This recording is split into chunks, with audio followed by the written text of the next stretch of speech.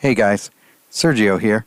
We record this episode Monday morning, and as the days go, there's a lot of things happening right now. So info changes, things come out, and so I want to talk a little bit about that at the end of this episode. So if you guys are interested, stay through the end, and I'll pop back in and let you know about my thoughts about what we talked about today. I was fucking heated. I had to restrain myself from writing anything. Is that when you texted me? I think maybe. Yeah, I think it was Thursday or Friday. You were just about to rant so hard on the pod. Yeah, because that shit is, when you really think about it, the fact that a gallery thinks they have enough. And then me so insecure, I was like, oh, what did I do?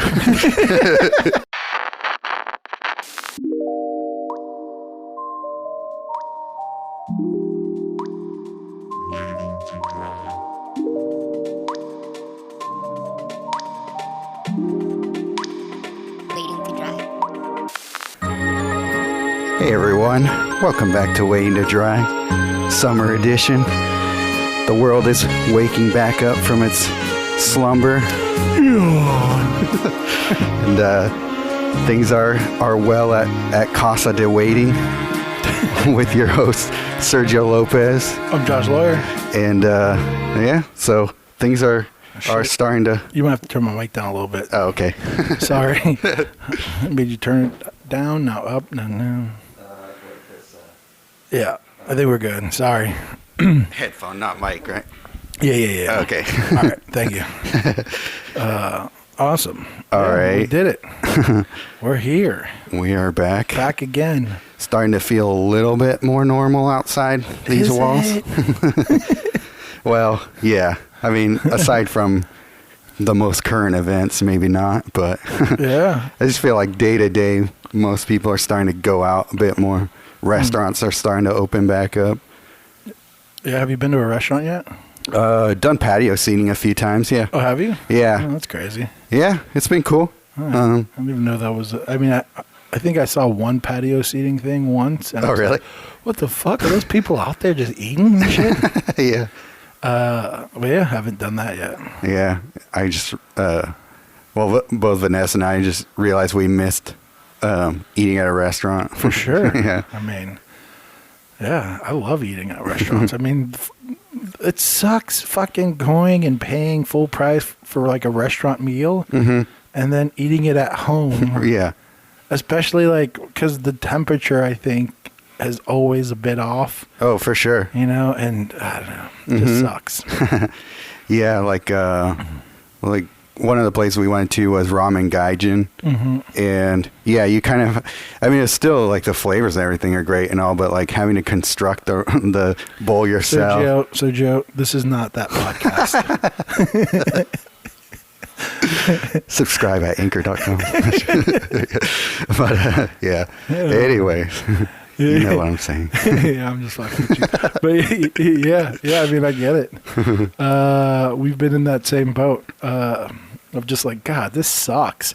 And not only that, but you want to appreciate people if they deliver food to you because of COVID-19. You're hey, you're the person getting paid shit to feed us all. Right. Know? So you want to give them a standard, I feel restaurant tip. Right. And yeah. then you're paying the same amount of money, but the experience is shit. First world problems. Yeah.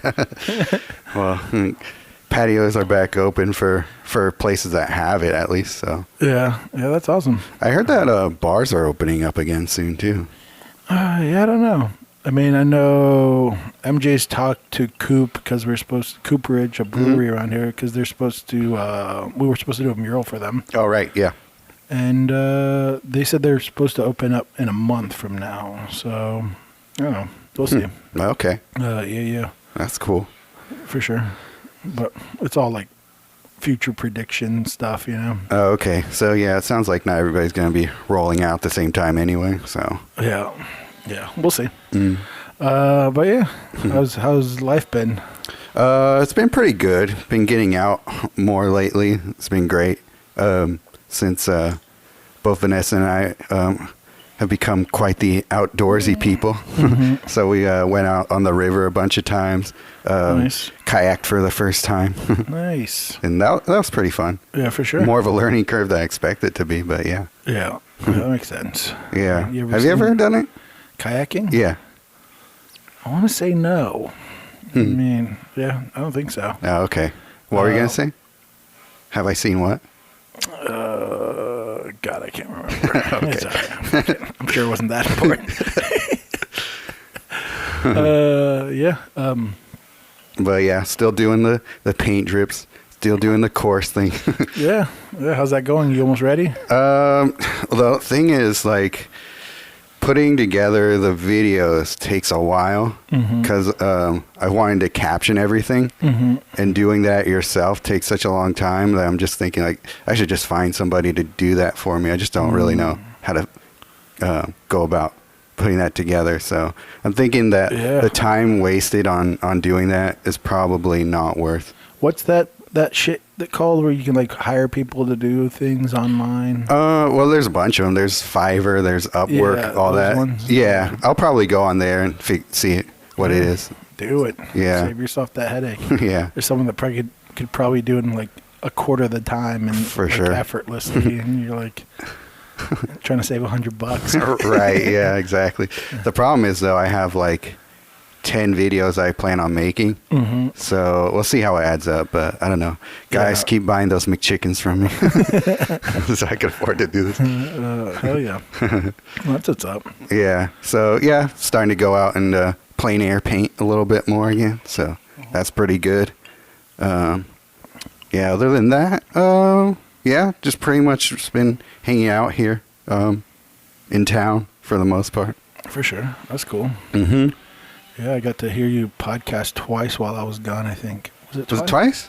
Yeah, because I think on our drive there, you and John Lo-Fi podcast. Oh, okay. Yeah. Yeah, so I was like, oh, cool. I'll hear that one. And then on the way back. Probably either on the way back or no, I think no, I was you here. were already back. Yeah, Yeah. I was home. I listened to you guys and Tony. Tony.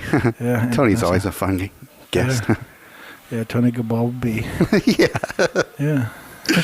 What'd you think of the intro? It was hilarious. But yeah, good times. Yeah, me and MJ did our mural over. Yeah, I'm curious to know how that went. It was super fun. It was like yeah, like a really, really good experience. Oh, good. It's like one of those things, like when I'm sure because you've kind of jumped back into gouache a bit, and you kind of talked about it a bit on the last episode. Where like there's like something when you like do something where you, as an artist, where you kind of mix it up a bit, where you start like learning, like you start taking these like huge jumps in art, and they're like some of the funnest times you can have in art is like learning these like large. So your progression of how good you can get in something all of a sudden takes these huge leaps and bounds, and you're like, oh, this is fucking like. This is so fun because I mean, us as artists just like learning something new. Right. Yeah. Definitely. So it was more on like a technical side than on like actually painting the mural. There was a lot of like other stuff we learned.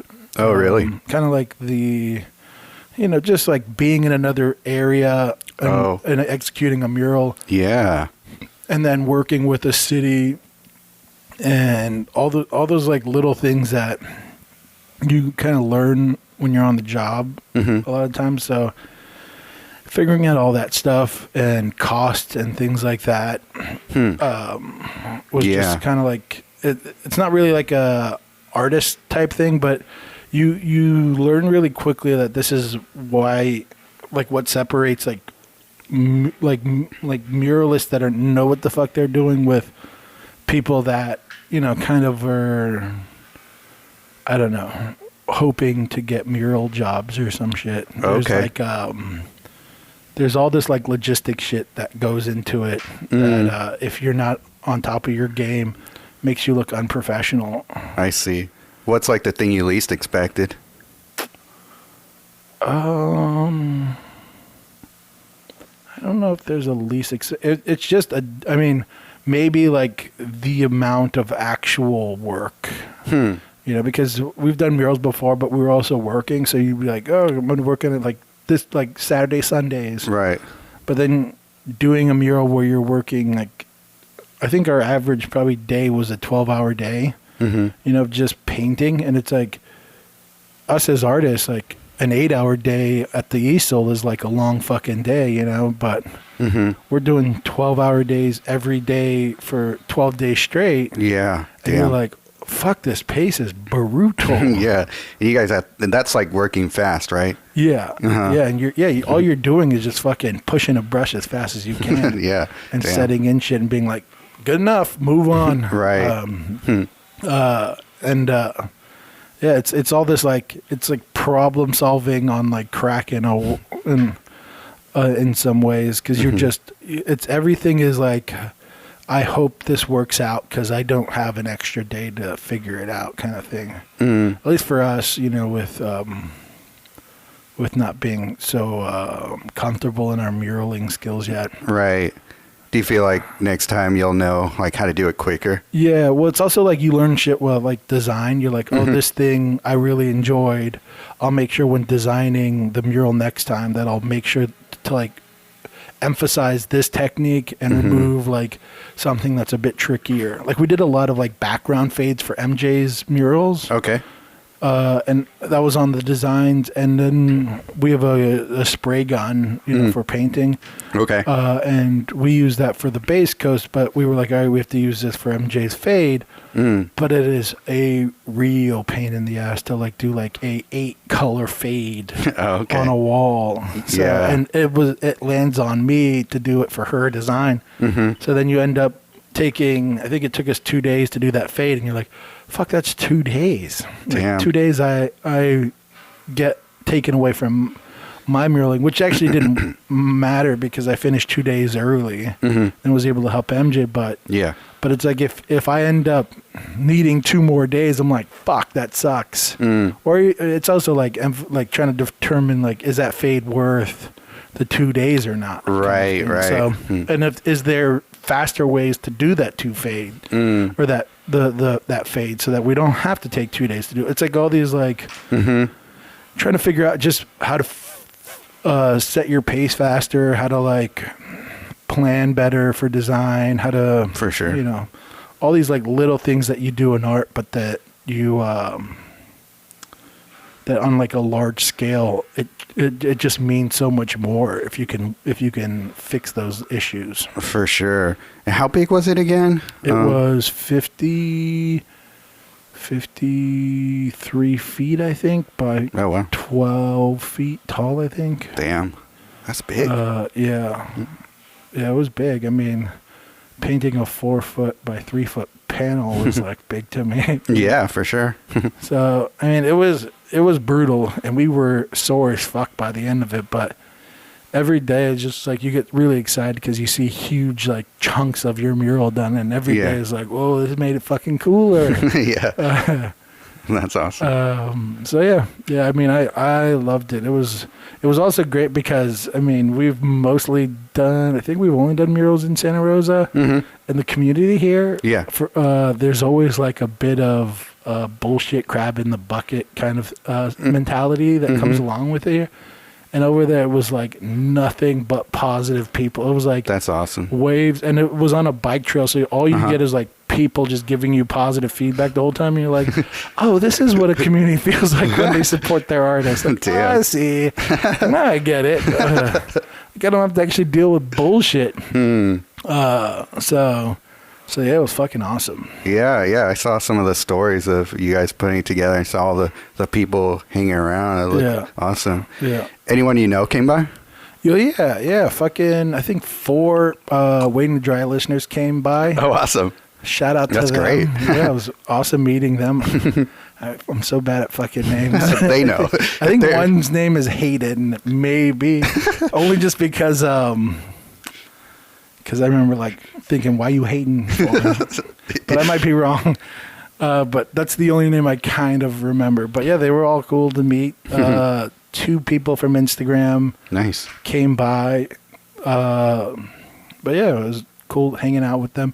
It's one of those weird things too, because it's like, you know, like when you're working or when you go hang out with someone that like works at like a bar or restaurant, there's always like this weird thing that happens because you like, not saying I know them, but it's like this weird thing where they're working and you're like, hey, what's up, man? Go ahead and work. And then there's like this weird, I hate going and hanging out with people at work because of this like this like weird interaction you have as a friend. It's like, I would rather just hang out at a bar later. But, okay. I see what you mean. You know what I mean? Yeah. Mm-hmm. Like, I got to go get this order. And you're like, yeah, go. And then you come back, you're like, hey, okay, bye. Yeah. It's never like, right. It's like, this is a waste of my time and yours. Let's just do this somewhere else. Yeah. I've definitely been in those situations. But yeah, it feels like that a little bit, but it was still cool, like meeting all of them. That's and cool. Talking to them a bit. If you caught me at like the right time, I think the Hayden kid caught me when we were coming back from lunch, so we were like in the middle of some shit, you know. So it's like I think I was able to talk to him a good amount. He's also working on a mural, so we got to talk shop a bit. But yeah, it was cool times. Nice. Yeah. Huh. I liked it. Yeah. I liked it. What was I gonna say? Goddamn. Oh well. Damn it. Never mind. It's all good. But yeah, definitely is one of those things you get addicted to, and you're like, when we finished, I was like, I just want to do another mural now. Yeah. It's like I want to do them all day, every day, especially now because like no one's going to fucking galleries. So right. It's like, to me, it's exactly. Like, oh, like. You know, like we went on like a mural tour, which is kind of a whole weird experience. Yeah. So that where you saw the feral kid one? Yeah. Well, it was like the morning after. So we did like a bunch of like looking at murals, and then I found out. I can't remember who found out that feral kid had a Portland mural, and we were like, holy shit, we need to go see that. And then, I did figure it out. I was on Google Maps looking at like, because sometimes I'll like look at like the building. Yeah. Feel like, is this even worth going to? And I saw like a feral kid on the side. I was like, holy shit. How did we not know that? So we saw that in the Drew Merritt the day after. Okay. But we knew Drew Merritt was out of town. So we knew on the way out, we'd check it out. Nice. But yeah, we went, so the day before we went like on a mural tour, which was pretty cool because it's like the only way you can consume art in real life right now for the most part is like public art. Right. That's a good point. So we did that. Although we did go to Nucleus Gallery to check out that show, which sucks that you can't like go to galleries right now because that one was fucking awesome. Oh, did you guys get to actually look inside? Oh, awesome. That's cool. I had to drop off some coasters. Oh, okay. So it wasn't like you guys didn't like schedule like to see it or anything. It was just when you guys dropped out. Okay. Yeah. That tends to be like the best time to see the art a lot of the time. Yeah, for sure. Because you're all by yourself. Right. Like, oh, this is cool. Yeah. But yeah, so it was like the only way to see art really. But it was right at the like moment where like I don't know if you watched the news, but Portland kicked off real hard. Like oh yeah, that I was night. gonna ask you about like if there was any sort of flag or not flag, but you know just like did it affect you guys at all? While in Portland? Yeah. No, I mean it was just during our like little like mural touring thing. We were going around, but you could always hear like a helicopter or two in the air, and you're like, oh, shit's gonna pop off tonight. I see. Yeah. And like we went down some neighborhoods, and it was just like a lot of like anarchy and fuck the police and like George Floyd graffiti, which I think is pretty universal right now, or not universal, but pretty common right now in the country. Yeah. And we were interested to see like how many murals were going to be defaced. Oh. That was like another thing. It was weird because we saw Joshua May's mural there while there, and like cool. there was someone writing like, like they wrote. That was one of the few that were defaced a bit on the bottom part. Okay. It was a big mural, but they wrote shit like less murals, more graffiti, and then like fuck the police and Black Lives Matter, and you're like, that's a black artist you're going over there. Yeah. like maybe don't deface that. But for the most part, they were all untouched. Yeah. James Jean got hit hard. He has like a really big mural there. Oh, does he? Yeah, Huh. it's like a full building one, and wow. it got defaced a bit as far as they could reach. I mean, Oh, okay. but it's it's one of those things. You know, you like, all right. Yeah. It's kind of like easy target almost. Yeah, most of it, as far as what I could see though, a lot of the graffiti that was on murals was like not graffiti artist. It was like, you know, a kid with a spray can. Okay. Doing like anarchy signs and shit like that. Oh, okay. You know, Yeah, you know yeah. what I mean? Like the same kid that does like weed leaves at the bottom. Yeah. Or like someone was here. It's the kid that's like doing that shit. Sure. So it wasn't really like it was like more like protest shit than Right. than like it's just someone that's doing the damn thing. Yeah. For sure. But yeah. It was a bit weird. We took a corner, like we took a left down the street, and like immediately was like, this isn't good. And I was like, we're going down the wrong street. Oh, it's like going toward the It was like protest. something in the air, and then we go down like 2 more blocks, and it's like we just see a humongous crowd, and we're like, fuck. Because it's like I don't want to be that car just kind of trapped in the protest. You know? Sure. Where you're Yeah. like, No, of course not. you're like, oh fuck, you know. Someone told me, they were like, just start bumping your Kendrick. I was like, that's not a bad idea. That's funny. It's good to know for next time. But yeah, it was like, oh shit, let's get out of here, because yeah, you just don't want to fucking be stuck in a thing for like hours. You know? Oh no, of course not. Yeah. So we toured all the mural shows and then headed back before nightfall, because we knew like once it hit 8, it was gonna go down, because it was like curfew shit. Yeah. Have the curfew been instated yet there? Yeah. Okay. Yeah, so Okay. we- Yeah, because that was Monday, right? Yeah. But it was weird. It was weird to be around in that environment while you're like looking at art, because it's just nonstop sirens every time you hop out of the car and look at the mural. You just like nonstop sirens. You're Damn. like, fuck, this is so weird. Yeah, for sure. It's like, you know, when we had the fires Just trying and, to look at art, man.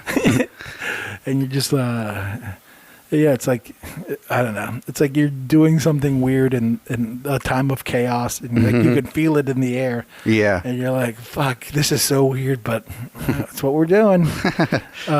Speaking of weird, I think I may have just seen like a police chase on the way here. Oh, really? Yeah, because there was a sheriff kind of trailing behind a pickup truck that was going pretty fast and not stopping. So I was like, okay, that's probably what that is. It's been going crazy. I hear it all the time on this street. Oh, really? Yeah. They've been doing a lot of like, I mean, I think the biggest protest so far in Santa Rosa was right outside my door. Oh, really? Like It started on here. Sebastopol Road here? Yeah, it started here, and then the crowd finally like went to downtown. Oh, But wow. that's where I they didn't all realize that gathered. it started around here. Yeah, because it was the birthday of Andy Lopez? Yeah. Lopez, yeah. Mhm. And so they met there, and then they gathered, and they fucking took off. And we went to that part, but when they were like, let's march downtown, I was like, I'm gonna just stay local, because Yeah. I'm just not. I mean, if I was younger, I'd be much more chaotic right now. But I'm like, I just can't do it. Right. I can't like. In a weird way, I'm like happy that I'm not 20 right now, because I'd be fucking shit up. I'd definitely get arrested a couple times. Damn. I'm like, thank God. But yeah, I don't take you for the type of person that write like spray anarchy signs on anything. no, but I would definitely be doing some fuck the police type shit. For sure. I was all about that shit when I was young, especially like just. I mean, yeah, I grew up in the hood. We get treated like shit when you're in the hood. For sure. So I kind of dodged that bullet of having another charge on my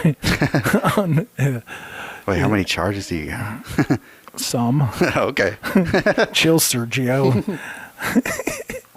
I could have hit the. But yeah. So yeah, I mean, it's crazy. This time is pretty crazy. I mean, it's like, watching everything happen is an interesting time. It's like shit on top of shit happening right now. You know what I mean? Like we have the coronavirus going on. Yeah, that's still going on. Yeah, and then these like huge nationwide protests going on at the same time. It's like, fuck, this is a wild time. I'm curious as to how this all plays out. But yeah. Yeah, 2020 starting the decade out pretty crazy. Yeah, yeah. Did you watch the video of dude getting? I could only watch a few. I probably watched like the worst parts of it, but yeah. But it was just like, yeah, like there's no like. You always want to try and see like both sides of any story like that, especially if it's getting national attention, but that's pretty cut and dry. Yeah. I know MJ watched it while she was painting the mural. She came at me and she was like, I just watched the worst video I've ever seen. I'm like, what happened? She's like, the cops murdered someone again. I was like, damn, that sucks. It was like, this was like, I think the day it happened, she watched it. And I was like, that sucks. But I also have like watched years of World Star Hip Hop. Yeah. You know what I mean? For sure. So it's like I've seen a shitload of cops murder people like brutally. And so I was like, damn, that fucking sucks. She's like, it's the worst thing I've ever seen. I was like, yeah, I mean, I feel like I'm, it's weird because I feel a bit numb to this shit. I don't know if it's good or bad. Well, that one's up there with the worst. Yeah. I've seen one very similar to that. That was like a Latin dad, and it was like a dark one where like they called the cops. The dad and mom called the cops on their daughter, and then the dad ends up dying. Jesus, wow! It was like it was one of the darker ones. It was very similar to that. They did it by suffocation, and I remember being like, "Fuck, that's so fucked," and just being just like everyone feels now, fucking angry as shit when they watch shit like that, but. Right. But yeah. So MJ was like, I can't paint today. Like, God damn it. No more World Star for you. I know. MJ watched that, had issues, like she was like sick to her stomach that day from watching that video. And then like, I think 2 days later, her job called her and was like, oh, we're having to lay you off permanently. And she just couldn't paint that day either. And it was like, it's like, fuck. But yeah, fucking. Well, that's big news too. yeah, I know. MJ's full on permanent artist right now. So hit those murals hard now. yeah, that's the goal, is try to get our business to keep moving forward. But yeah, it's crazy times, and I don't know. That shit's brutal to watch, and I don't know. Hopefully something happens. I feel like the only encouraging thing I see about it is like people are pretty united against the whole thing. Like there's usually so much more splintering off of different opinions and all that, but like this one seems like, I mean, other than the president, like he's like really the only person like not with it. The only thing I noticed though is like I went to the protest here, and like the thing I talked to MJ about was like, even before we went to the protest, was just like there was lack of leadership. I mean, during the whole like Instagram blackout thing, you know, like where everyone blacked out their page. I thought, me personally, I thought that was dumb as fuck. I thought that was probably one of the stupidest things I've seen. And I was like, who the fuck is making these calls? Because this is bad strategy. Like, what you need is like people in leadership. I was telling MJ, I think the protest here happened the same day as that blackout thing. And so it was like, I talked to MJ like right when we woke up, we had a conversation about it. And I was like, this is so bad strategy wise because no one's going to go on social media then. Right. Exactly. Yeah, that's exactly what I thought. Yeah, it's like, who's going to want to see 1 million black screens? Mm-hmm. It's like, this is really bad, like, really bad ways of thinking of how to fix a problem. Mm-hmm. And then we went to the protest, and there's like they have a microphone and speakers and stuff. And then people are hopping on the mic, and for the most part, it's like, it's like a open mic in a weird way. It's like everyone's hopping on the mic and just saying stuff, but it's like there's nothing there. There's no like, this is what we should do. Right. These are the things. These are ways we could change, our surroundings and things. It's more like people being like, people venting. Yeah. Some guy was like, the cops hit on my wife, and that's like his way of saying like, fuck you, man. And I'm like, what's going on here? Like, Right. Like, maybe don't let everyone on the mic. Maybe figure out how to, like, actually get as much done as you can while you have these many people here who are willing to show up. So, like, try to get as much done as you can within this time. And, that was pretty early on. So I don't know, like, I've seen, like, huge marches, which is a great, like, visual thing, as far as, like, being, like, these are people angry at this shit. Right. And I'm super for that, but like trying to like actually change this shit. I keep having conversations with people. I don't know if you have as well, but it's like, what does actual like, what I keep telling MJ, like, you need someone who's like a leader who understands the process of how to change something and then how to convince everyone to go through that process so that shit actually changes, because we live in a weird world where we're lazy as fuck. I mean, right. Shit moves on to the next news thing, after a second. We were dealing with coronavirus and motherfuckers started talking about killer wasp. You know what I mean? Yeah, that's true. It's like, hey, fucking stay focused, people. Right. Yeah. I understand people maybe not wanting to have a target on their back, but yeah, it's going to take somebody able to deal with that.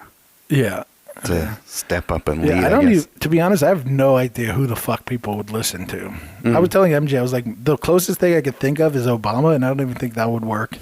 Because there's so much people who are like, fuck Obama, he didn't change anything, Yeah. Things like that. It's like, I honestly have no fucking clue. Who would like be able to like have the ear of most people and be like, hey, let's I seen that Killer Mike thing. I was like, I mean, what he's saying is legit, and I like that, but it's like I have no fuck, because what MJ brought up is like, whoever would be willing to do that would literally sacrifice everything. You would have to sacrifice everything to do it. Yeah, and you would still have to be captivating enough to actually do it. So I don't know. Kaepernick. I don't know. That I don't know. I don't want to talk shit about Kaepernick, but he's someone. I remember. I don't know if it was. I don't think it was Charlemagne. I remember it was someone like within like the rap community who was like, Kaepernick never says shit. Like, yeah. When have you ever heard him talk? He knelt down, which is great. I mean, he sacrificed like his career for that whole for what he believed in, but like he leveraged that into like really big money, and he never fucking talks. I mean, this is what you believe in. You should be out there like saying what you think. Yeah, he's been weirdly. He's always pretty silent about that, like during this whole thing. People pointed that out before the George Floyd thing. I don't know if people are pointing it out now, but he's always been pretty quiet, like of actually talking. And I don't know exactly why that is, but maybe he's just not the type of person that wants to talk though. Yeah, maybe he has a lisp, but he's like, yeah, exactly. He's like, you don't want to hear this. Yeah. It's like Mike Tyson or something. But yeah, I don't know. And like I've seen people who are like in his like circle, and they'll talk for him. Oh, okay. But I don't know. Weirdly enough, other people who are still playing football have spoken more than he has. Yeah. So I don't know. I mean, I don't know who the fuck would lead a movement to change. However you would change it. I mean, that's a whole nother like thing. Yeah, I have no idea. But yeah. So I do have a lot of shit to talk. This was another waiting to dry this is rant like corner. after the fact, but whoops. Oh well. Step into the rant zone, guys. Because one of the things, going back to this like whole black square thing. Okay. One of the things that annoyed the shit out of me, first of all, was that like I thought like this is a really dumb idea. I understand it has good intentions, but I don't really care about good intentions when they're flawed strategies for things. So I'm like, all right, fuck this thing. People can post, whatever they want. But I was like, all right. So I went about my day and created art like I do.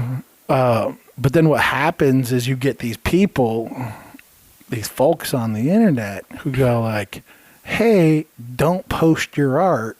I don't know if you got that at all. I don't know if you posted at all. I didn't post it all just because I was just like, well, nobody's going to see it today anyway. Right. Yeah, I don't know. I mean, well, one of the other things I noticed is like all I was doing was like skimming past black screens and then stopping at something.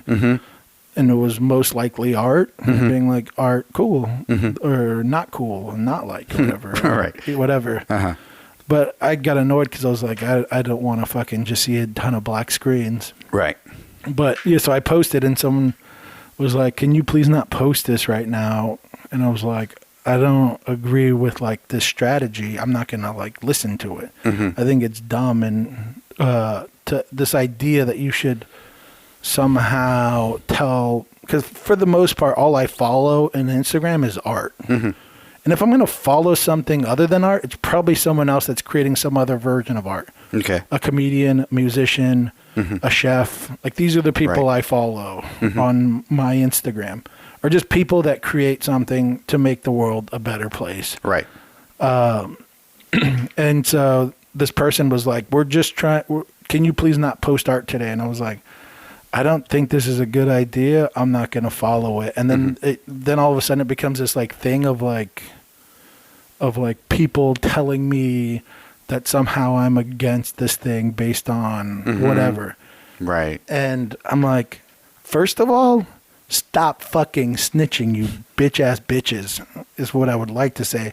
This whole idea that we all point fingers at each other and are trying to prove who the fuck isn't a part of our team. Right. Because yeah, that's what I noticed too when I was going through. It's like there weren't actually a lot of people saying much about the problem itself. It was a lot of people scolding other people for not doing their part. Exactly.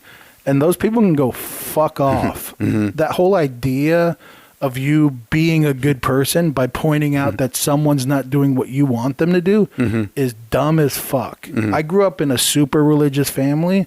It's the same goddamn mentality. If you don't fall in line with my ideologies and what I think you're supposed to do within these ideologies, then you're not good.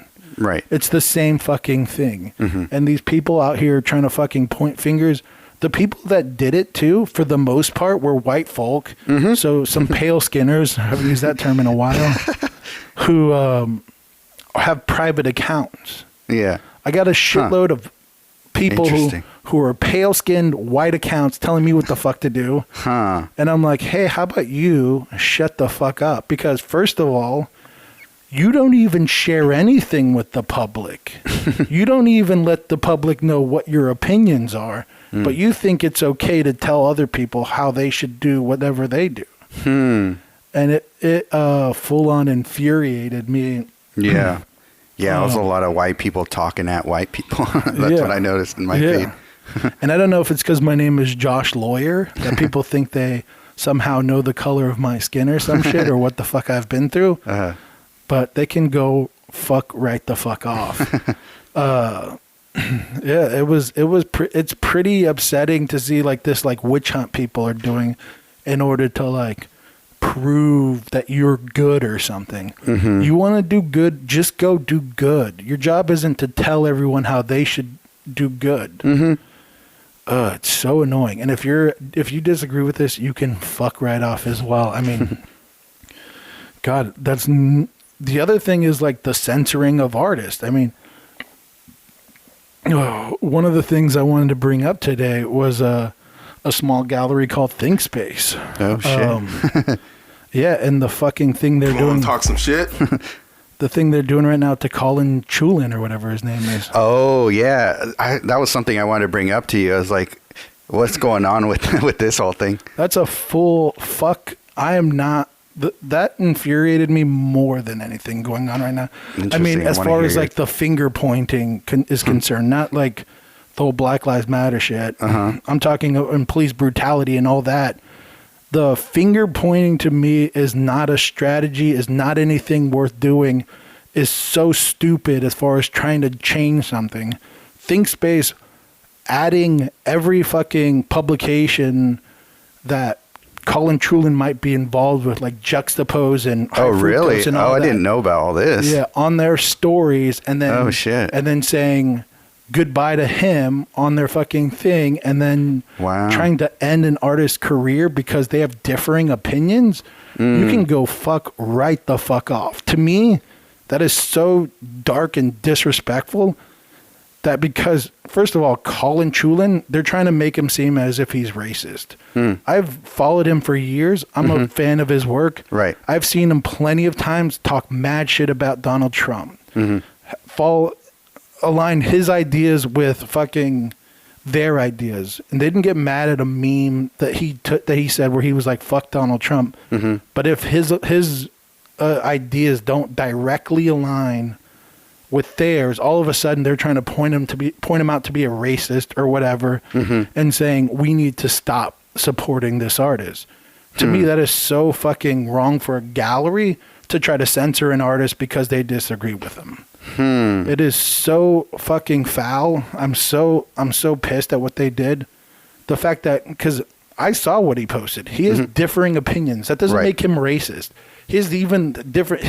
He said some shit that I disagree with. Oh, for sure. Yeah. That doesn't make him, that doesn't mean I can't say I disagree with you and these are my ideas of why, and we can't have a discussion about it. But the fact that we have to then point out that he's racist and say all this other shit. And I mean, I wrote on his thingy that I think what they're doing to him is despicable. And someone was like, so you support this racist person, blah, blah, blah, who doesn't think this and that and that. And I'm like, I've read what he's written. I didn't see where he was racist. I didn't see anything like that because he says that he doesn't think that George Floyd is a good person that makes him racist. Has nothing to do with anything.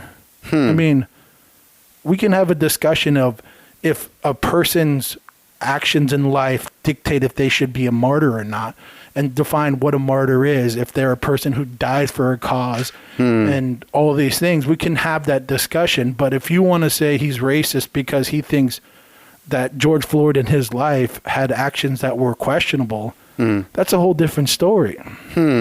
And you can have that discussion and say that doesn't pertain to the fact that that he was brutalized by police and that wasn't justified. And I disagree with Colin's point of view on that point of like, yeah, I do too. It's like, I don't care about if he was a scumbag or not during his life. I don't give a fuck about that. I give a fuck if the death was justified. Right. You know, if he came at them with a gun or like tried to stab him or some shit and dude like wanted to protect himself, I understand that because I would do the same shit in my life. If I had the means to protect myself in a knife fight, then I would be fine with it. You know, but this is a whole different story. But the idea that he can't have an opinion, that to him, it's like the idea of like abortion, right? Like I'm perfectly fine with people having abortions, and I'm perfectly fine with people saying that you shouldn't have abortions. I'm perfectly fine with them holding that idea, but I'm not okay with the law dictating if that idea is legal or not. If that makes any sense. Yeah, no, it does. So if you have that idea, go ahead, have that idea, and we can have a discussion because it's a super complicated issue. But the second you go like, if you don't believe it, you're my enemy, I can't fucking talk to you anymore and I want to end you. That's when I have issues with that idea, with who you are. When you say, because you disagree with me, I have to try to end you. And that's exactly what ThinkSpace did. Right. It's dark as fuck. And the fact that, first of all, you should never censor fucking artists. We are people who we communicate through our art, and we should have the ability to talk about whatever the fuck we want to talk about, and that's it. If you think it's okay as a gallery to try to end a career because you disagree with them, to me, that is a gallery I will never fucking work with. It is dirty as shit. Yeah, I didn't realize they were doing that. Like, I saw a lot of people in his comments because, like, when I saw some things, I was just like, what's going on with Colin today? Yeah. And so I went through and read some of the things. And there's a lot of people who are saying, like, used to be a fan, unfollow. It's like, well, whatever. That's, I guess, the consequence of putting your point of view out there. But, like, for somebody to, like, go ahead and be like, hey, you shouldn't work with this guy anymore. Like, well, take away your livelihood. It all started because ThinkSpace put out the fucking bat signal. Yeah. It was the initial thing because MJ saw it really early on. She's like, did you see what happened to Colin? I was like, no. So I looked into it and it was like, and then she was like, all those people they added, that's high fructose people, juxtaposed people, like all these people who like own these galleries and shit. And all they did was say, look, we're pretty much ending this person's career.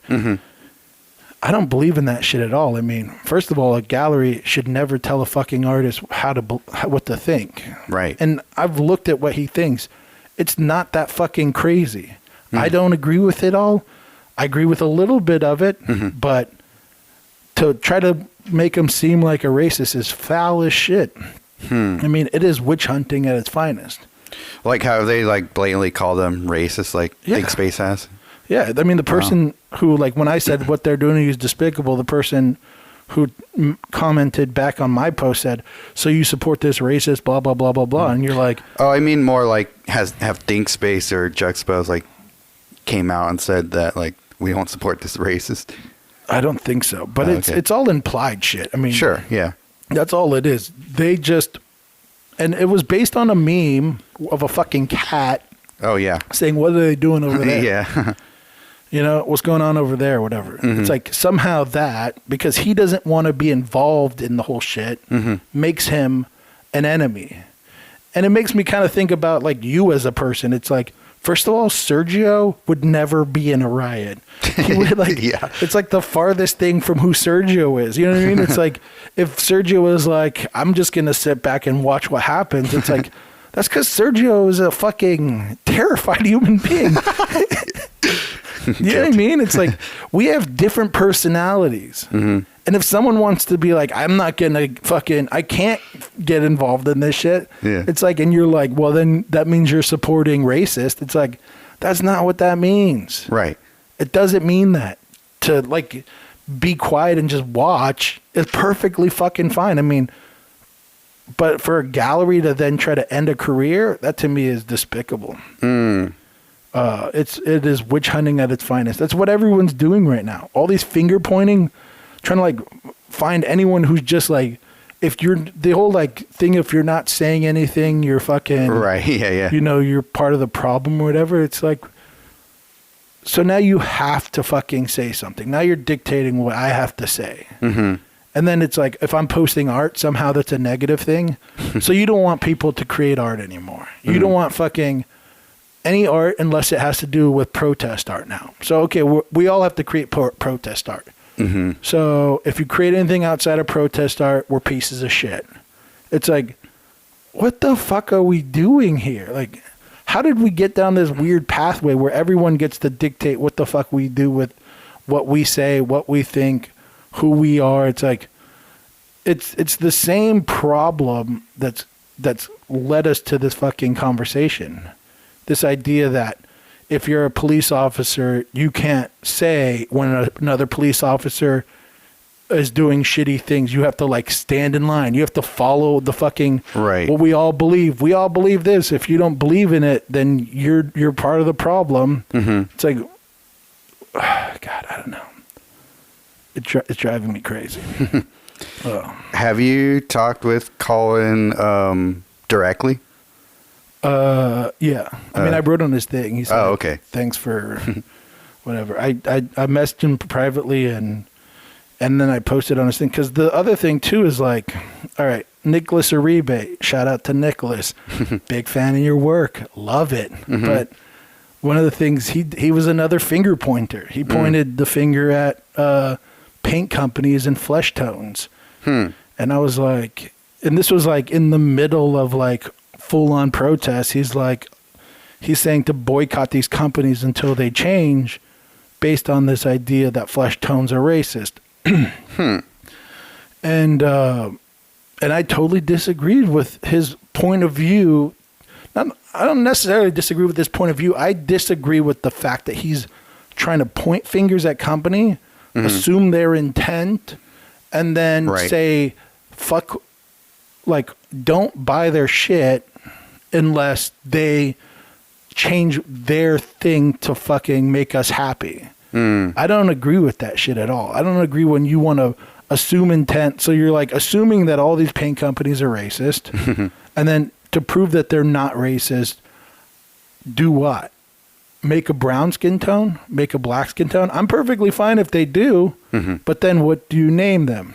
Do you name them what? And will people be offended by those names? Right, yeah. And then, true. Or do you remove that flesh tone as if it doesn't serve a purpose for like beginner painters or some shit? You know what I mean? Right, like, yeah. It's like, what do? You're pointing a lot of fingers and assuming intent, but I don't see you saying, and the only solution is they better stop. But it's like, what do? Do you, like, I legitimately asked them this question of like, well, then what do you do? Do you remove it? Do you add other skin tones? Like, maybe you make a spray paints, they have like a skin tone palette. Like, you can buy like 10 different spray paints if you want skin tones. And it goes from like the darkest skin tone to the lightest one. Like, is that what you do? I mean, I don't fucking know. But then people hopped on me for asking them those questions. And then I was like, all right, well, Nicolas Uribe only paints flesh tone people. Is it okay for me to assume that he's racist and then assume that what he's doing is negative and we should boycott his artwork until he stops doing that? Is that okay? Like, fuck no, it's not. None of that shit's okay. To start pointing fingers and assuming intent is ridiculous. But I also got some DMs of people being like, good for you. But then you don't, of like legit artists. But it's like, they won't tell me that. Yeah, that's another thing, right? People because we're all a bit afraid of the fucking mob. Right? We're all a bit afraid of everyone throwing out the racist word and being like, this motherfucker's racist. It's like, how am I racist? I mean, because I don't agree with a tactic someone's taking, that makes me racist or whatever, or this person racist or that person, or because I'm okay with someone having an opinion who differs from mine. That makes me a bad person. It's all these things are like really bad ideas for people who are like hiding behind really good intentions. They're not necessarily hiding. I think they're just they just haven't thought this through a bit, in my opinion. I know Gamblin makes like a flesh tone color. Yeah. I don't know if Nicolas was like, he was on one of the targets. I know for sure, like the people that worked there would be willing to have a real conversation about that. They responded to his thing, and then and that was one of the reasons I got upset, is because like I saw at Gamblin, like, and you're like, okay, so you don't want to support Gamblin? They support a shitload of artists, colored artists being a large number of those artists, and it's like, so you don't want to you want to assume intent for a company that I've met the people there. They're really good fucking people. For sure. They sponsored MJ, a colored person, you know, like shit like that. And you assume intent of what their actions are. And Gamblin came back and said, like, we've always had issues with this. That's why we call it Caucasian skin tone, because we wanted to find that it's not the standard skin tone and things like that. Right. And then Nicolas Uribe goes, thank you for your response, blah, blah, blah, blah, blah. But it's like, you could have had that conversation in private before you posted and talked mad shit. Yeah. It's like purposely inflammatory that way. And it's pointing a finger and saying, these people are fucked up. It's fucking dumb to me. It's, I mean, I love Nicolas Uribe's art, but that action to me was bullshit. And for him to do it, it's like, stop pointing a fucking finger. How about that? Like, do good. Support people doing good. Right. Try to fucking make the change you want. If you don't fucking agree with it, DM them and try to figure out solutions that might be the solutions to the problem. Yeah, have an open conversation about it. No, people would be really interested in hearing that, actually. Don't point your your fucking... fucking... big, like, how many, I don't know how many hundreds of thousands of subscribers he has right now, but I think it's way more productive to, like, actually like, talk about that in person. 100%. Rather than pointing a finger and being like, don't buy their shit until they change. Right. It's like, what are you doing? Like, you're picking on fucking a company trying to supply art supplies so that us artists can create art for the fucking world. You think they somehow have some evil plan to support, to like spread this idea that the Caucasian fucking skin tone is the supreme skin tone? Like, what the fuck are we talking about? Yeah, I know for sure they're not white supremacists over at Gimlet. So it's like, why are you doing what you're doing? There's better routes of going to like have constructive conversations.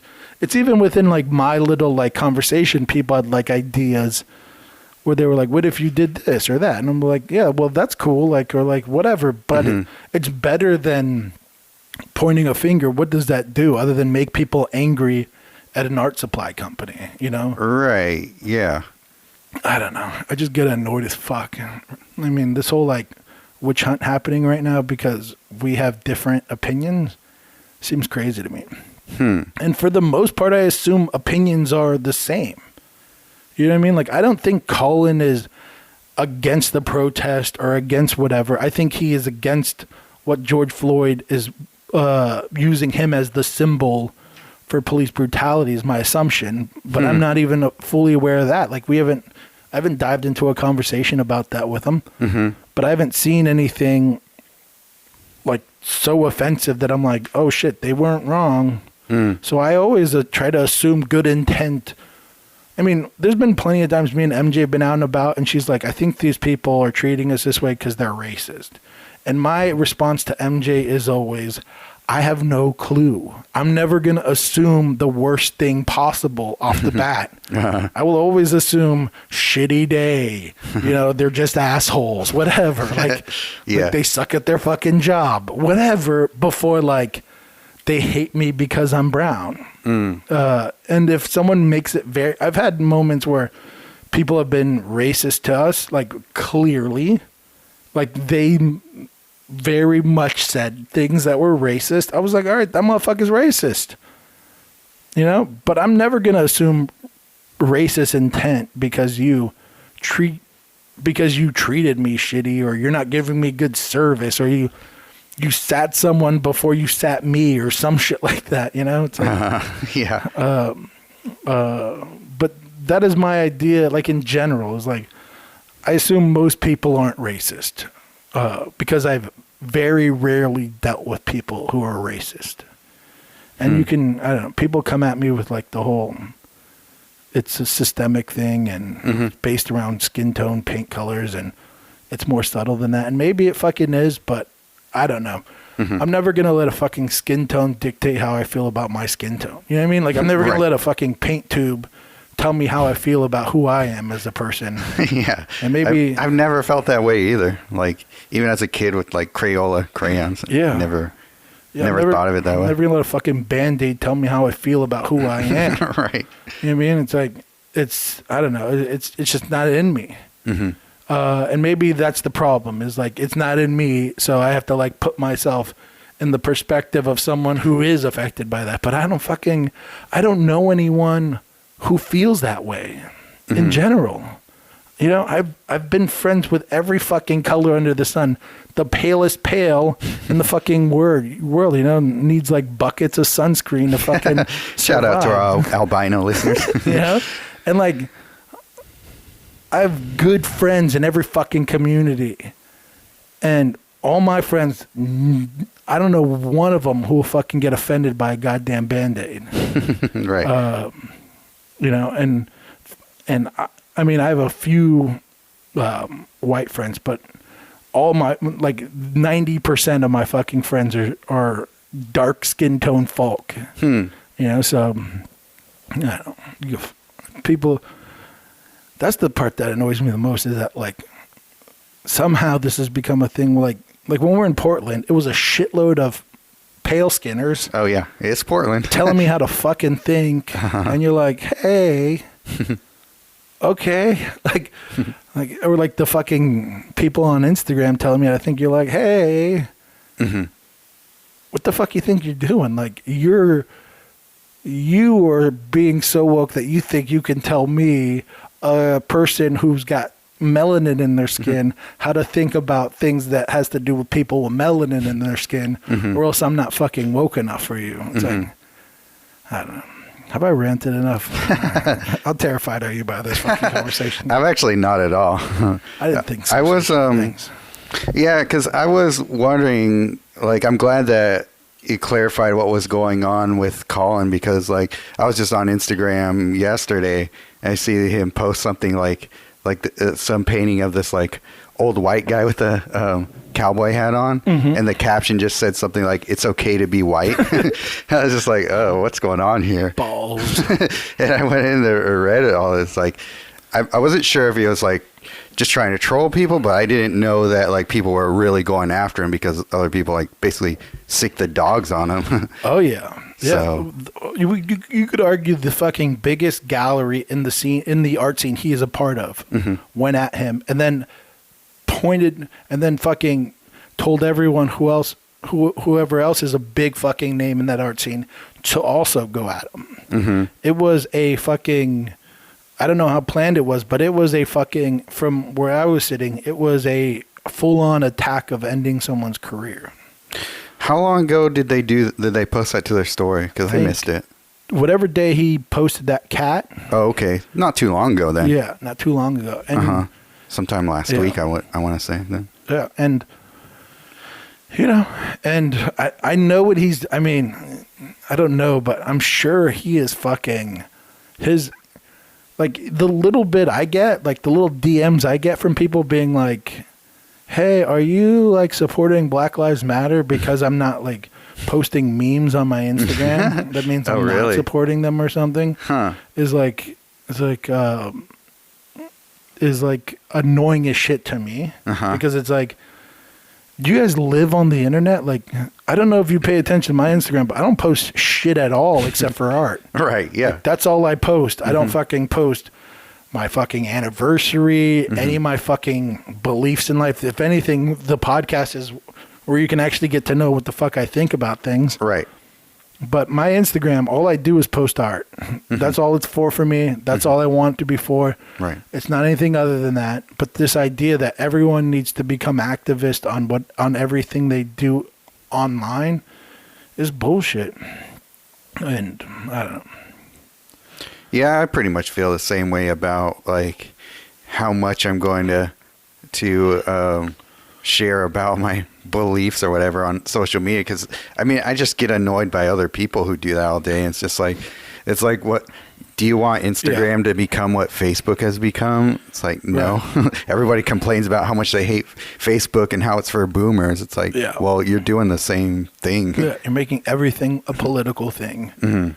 That's the annoying thing, is like somehow posting art is a political statement against Black Lives Matter. You're like, how did you make that fucking connection? Right. It's like, god damn, it's so annoying. I don't know. I'm just, this whole like finger pointing thing and motherfuckers on private accounts saying, having strong opinions about what you do seems so dumb. Oh, I'm not going to say anything in the public eye, but what you do is offending me. It's like, okay, shut up. Like, get lost. It's like, I do whatever I do privately. If I'm supporting Black Lives Matter financially in some way, I'm not going to fucking tell you, because it's not your fucking business, to be honest. And if I am sharing that, I mean, that to me is annoying as fuck too. It's like, hey, I did something good. Everyone come pat me on my back for this shit. Right. The whole virtue signaling thing. Yeah, all that shit is like, I don't like that shit either. But I'm not going to fucking call you out for virtue signaling. I'm going to call you out if you point a finger and try to like assume someone's intent is negative. That's what annoys me. You can go virtue signal all you want, everyone. But that's not what I'm not into that shit. I enjoy when I know someone does something good on like undercover, you know, like on some like, I'm not telling people shit. I don't need to tell them shit. I'll just do good for good sake. But all this like, I'm doing good, pat me on the back, and then I'm also going to point a finger if I think you're not doing good. I don't know. People are annoying the shit out of me right now. Yeah, it doesn't sound like it's getting any better as far as that goes. At the same time, I fucking like the protest. I'm like super into that shit. I'm like, fuck yeah, that's awesome. Like that to me, I get like super like I get super pumped on that shit, and I'm like I hope that they find the right leadership. You know what I mean? I mean, God, I feel like I can't talk about it too much. But yeah, that shit is fucking awesome, and I like it a lot. But I don't want to fucking put my shit on the fucking Instagram for people. Right. They can. Like you won't even do it in your stories or anything, right? No. No, I hate when people are at a fucking concert and they're looking at they're recording the fucking moment rather than experiencing it. Why the fuck would you go to a protest to only record it? You know, people have better cameras than you and they're doing the work. You're doing it so you can post it on your social media and get some pats on your back. Just experience the moment, have fun or no fun or whatever, or learn some shit or bounce ideas off each other or whatever. But don't fucking don't get mad at people because they're not doing that. I mean, you're just assuming you know what the fuck they're doing.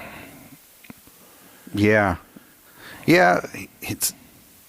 What do you do with people who want to, like, I don't know, other than saying like, hey, that's not cool. Like, this is why it's not cool. I don't know.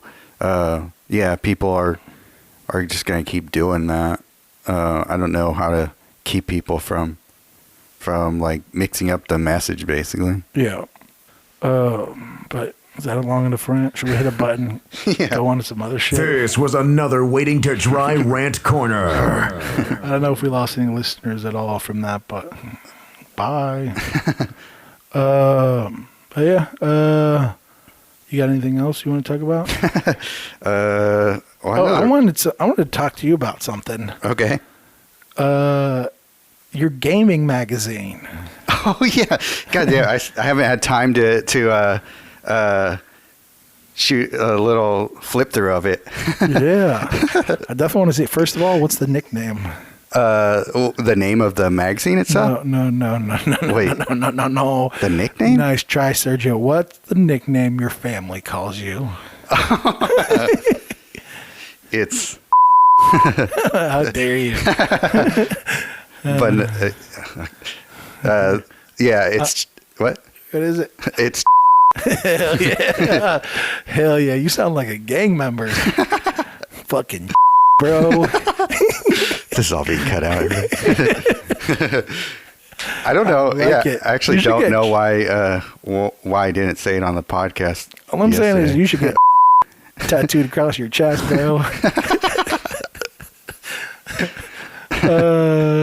Nice. But that whole conversation I thought was super interesting. First of all, and second of all, I thought it was like I've thought about this before. This like idea, you know, like the whole idea Picasso had, which for the most part people take this idea and run with it like a fucking idiot. Like I don't think it's very misunderstood. Yeah. But it reminded me of that, the whole like paint like a child aspect, and that kind of what your guys' conversation around that reminded me of that thought I've had around it of like, there's something courageous about a kid drawing and shit. Like they don't fucking second guess their ideas. Right. You know, they're like, this sounds cool to me. I'm about to do that shit. Yeah. And so I was like, oh, damn. Like that's that when people say like, I want to paint like a child, to me, that's kind of like what they mean is that like remove my ego, remove my assumptions of how people will view it. Yeah. And just paint shit I like. The whole like paint like a 5-year-old actually, I think is dumb as fuck. Right. But because first of all, kids aren't trying to do shit shittily. They're trying to do it at the best of their abilities. It's true, yeah. They're saying like, I'm trying to do this shit hella dope so I can show it off to my friends and be like, check me out, bro. Yeah, the whole point of me doing those drawings, I was trying to make them as like awesome as I could. Yeah. Yes, you're trying to do cool shit. Yeah. Where like people nowadays are like, I'm trying to paint childlike, so I'm trying to be stupider and paint like I don't know how to paint. And you're like, that is so off the mark, bro. I keep saying bro. But this is so off the mark that like you don't even understand the concept. The concept is kids trying to do cool shit. That's what painting like a child is. And that's what that magazine reminded me of so much, is that idea. Yeah, it totally was, because it was all purely for myself. Right. Like I was scared to show anybody, especially my brothers, about that stuff, because I know that they would like rip it apart either metaphorically or in real or like actually. So it was all, I would hide all that stuff from everybody. And so, it was like, it was weird to go back and look at it, because I knew it was me who drew it. And I remembered the mind state I was in as I was drawing these things, but it looks like the actual content of it, I didn't relate to it at all anymore. It was so weird. It was like looking at something that, I don't know, some like long lost twin brother drew or something like that. It was so weird. That's cool, though. Does it make you like think about your art now? Like, does it kind of does, actually. I'm like, like it makes me like kind of I guess like wistful for the amount of freedom I gave myself for all that stuff. But it's like one of those things where you just start to grow up and realize how many like outside forces kind of like push that stuff down for sure for you. I don't know if you deal with that at all, but I think I deal with it a little bit less than you, I think. Probably. Because I do a lot of shit that I'm like, people are probably going to think this is lame as fuck. I'm doing it. But I think it's cool. But yeah. So I feel like for the most part, if I'm editing something, it's only because it's the aesthetic I don't like. And I think I rarely think, except for like in public art, I've found that like I really try to think about the viewer more. Okay. Specifically like children viewers. Like, I want to do some cool shit that they're super stoked on. Like, okay. That's what you mean. Okay. Yeah. I'm never going to do some like nude figures fucking. Yeah. You know what I mean? Like, or anything like that, which I'm fine with. But as far as like my own art, I'm kind of only in my own brain, like going off in these weird directions, trying to think of like cool shit for me. Not really thinking about if anyone's going to like understand my shit or like it or whatever. So you feel like you give yourself all the permission you want to do that? I think so. At least as far as I've noticed. I've never noticed where like I thought I would stop doing something because it might be perceived a certain way. Okay. But I don't know if you feel that way either. I mean, maybe you do. Do you think you censor yourself a bit? I imagine I do, just because like I've just done that in my life for the most part, like just in all aspects of my life. So I'm sure that there's, I don't know if I go that far as like in my drawings or whatever. To me, I don't know. To me, it seems like, at least for me looking at your work, it seems like, at least for the most part, it seems like you changed your goals of what you were trying to accomplish. Mhm. You know what I mean? Like For you- sure. For you, it's like a strive for technical brilliance or something like that. That's you know for what I mean? sure a lot of it. And going kind of down that rabbit hole. But it was Mhm. interesting to see like a version of Sergio. You know, I still picture you like looking like you, but just smaller. That's funny. Same beard, same thing. That's hilarious. But just kind of having like that creativity going a different route for a different goal that I thought was like super interesting. Because it's like, I didn't think Sergio, for some reason I think of Kid The whole thing, like Sergio. going like the video game route, for example, or Yeah, and like creating a magazine and having like the whole like, you know, writing reviews or whatever, Yeah, you're doing, yeah. like those kind of things in it. Like to me, that's like a different. Like I assumed little Sergio was like little Sergio. yeah, we're I assumed. I'm surprised I didn't I use this assume in that- the thing. And there he is, little Sergio Lopez. That's Sergio. It's cool. He does look cool. Was like just like you know what I mean? Was like you'd be like, "Hey, Sergio," and you'd be like, let me see. Well, that is true. That is what I was I'm like as a going kid. to Like more so than now, for sure. I was even more quiet. for sure. But you could see the creative mind kind of thinking a bit more. I guess abstract would be probably the word. Like because it seemed like you probably took the ideas of like reviews and wrote your own or something. Right. You know what I mean? Like you were making up something that doesn't exist. Yeah. Where you now, for the most part, I mean, your Painted Roses, you do that a bit, but like for the most, and some other work that you do, but for the most part, you're painting from life. Right. which What I is- see, at least. Yeah. Which, you know, just a little less of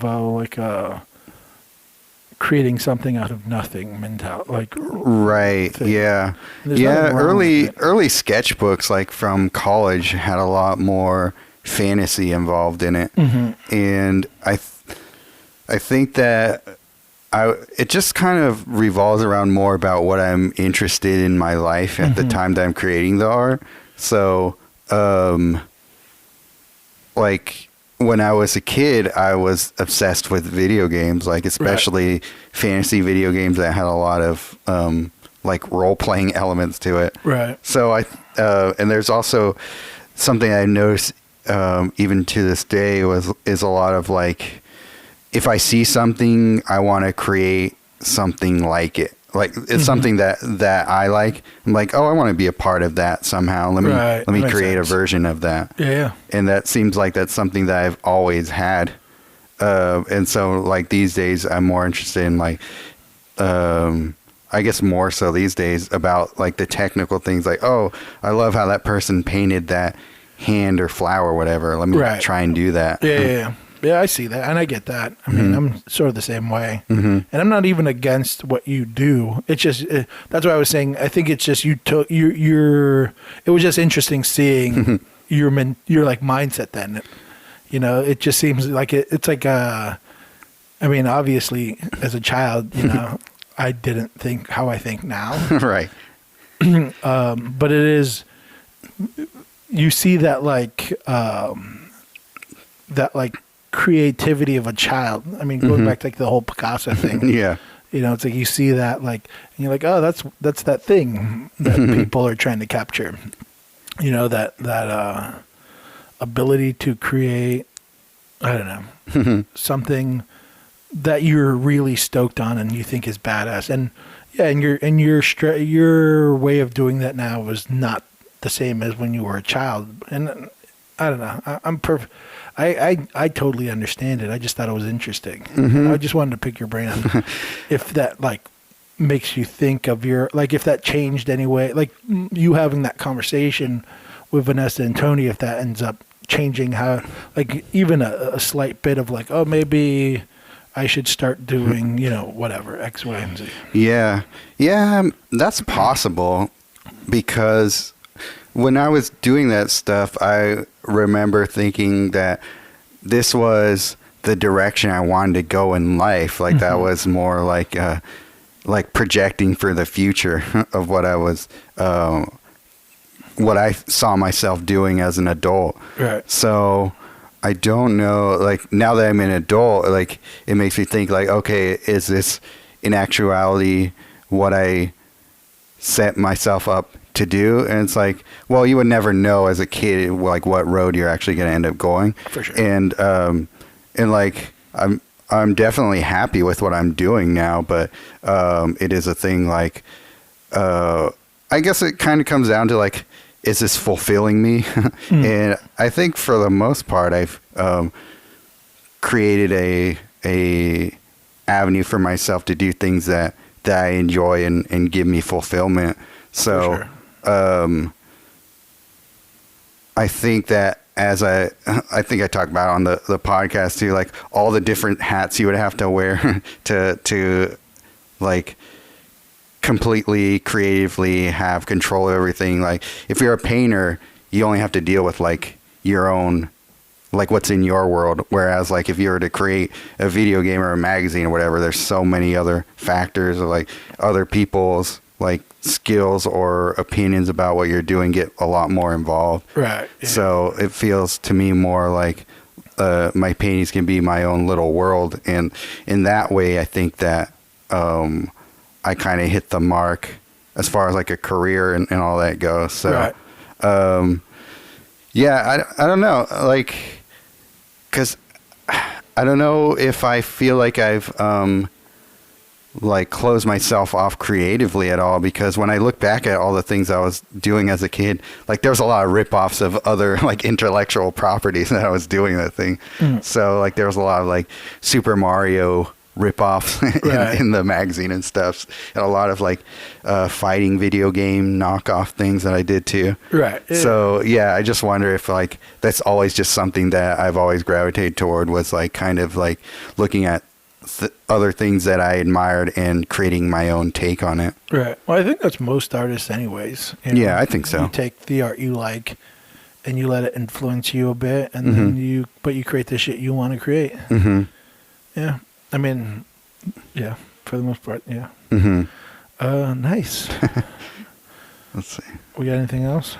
I know we have a question I thought was kind of interesting. Oh, I have one other thing I wanted to mention. Okay. While doing the mural in Portland, well, first of all, me and MJ, we got a business license, right? And for our mural work. And within that mural work, you have to decide who's the president of the company and who's the vice president. MJ was the president because we're super progressive, obviously. And I'm the vice president. That being said, when we were painting the mural, MJ grabbed my ass as my boss. That's harassment, I would say. Yeah, thank you, Sergio. Thank you. That's a clear cut. Like, I mean, you as a lawyer, I know that you see that, but yeah, I understand that. Thank you.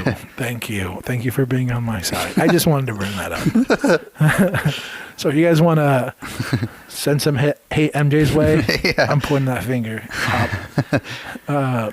Let's not worry about paint colors. Let's get to the real issues. Yeah.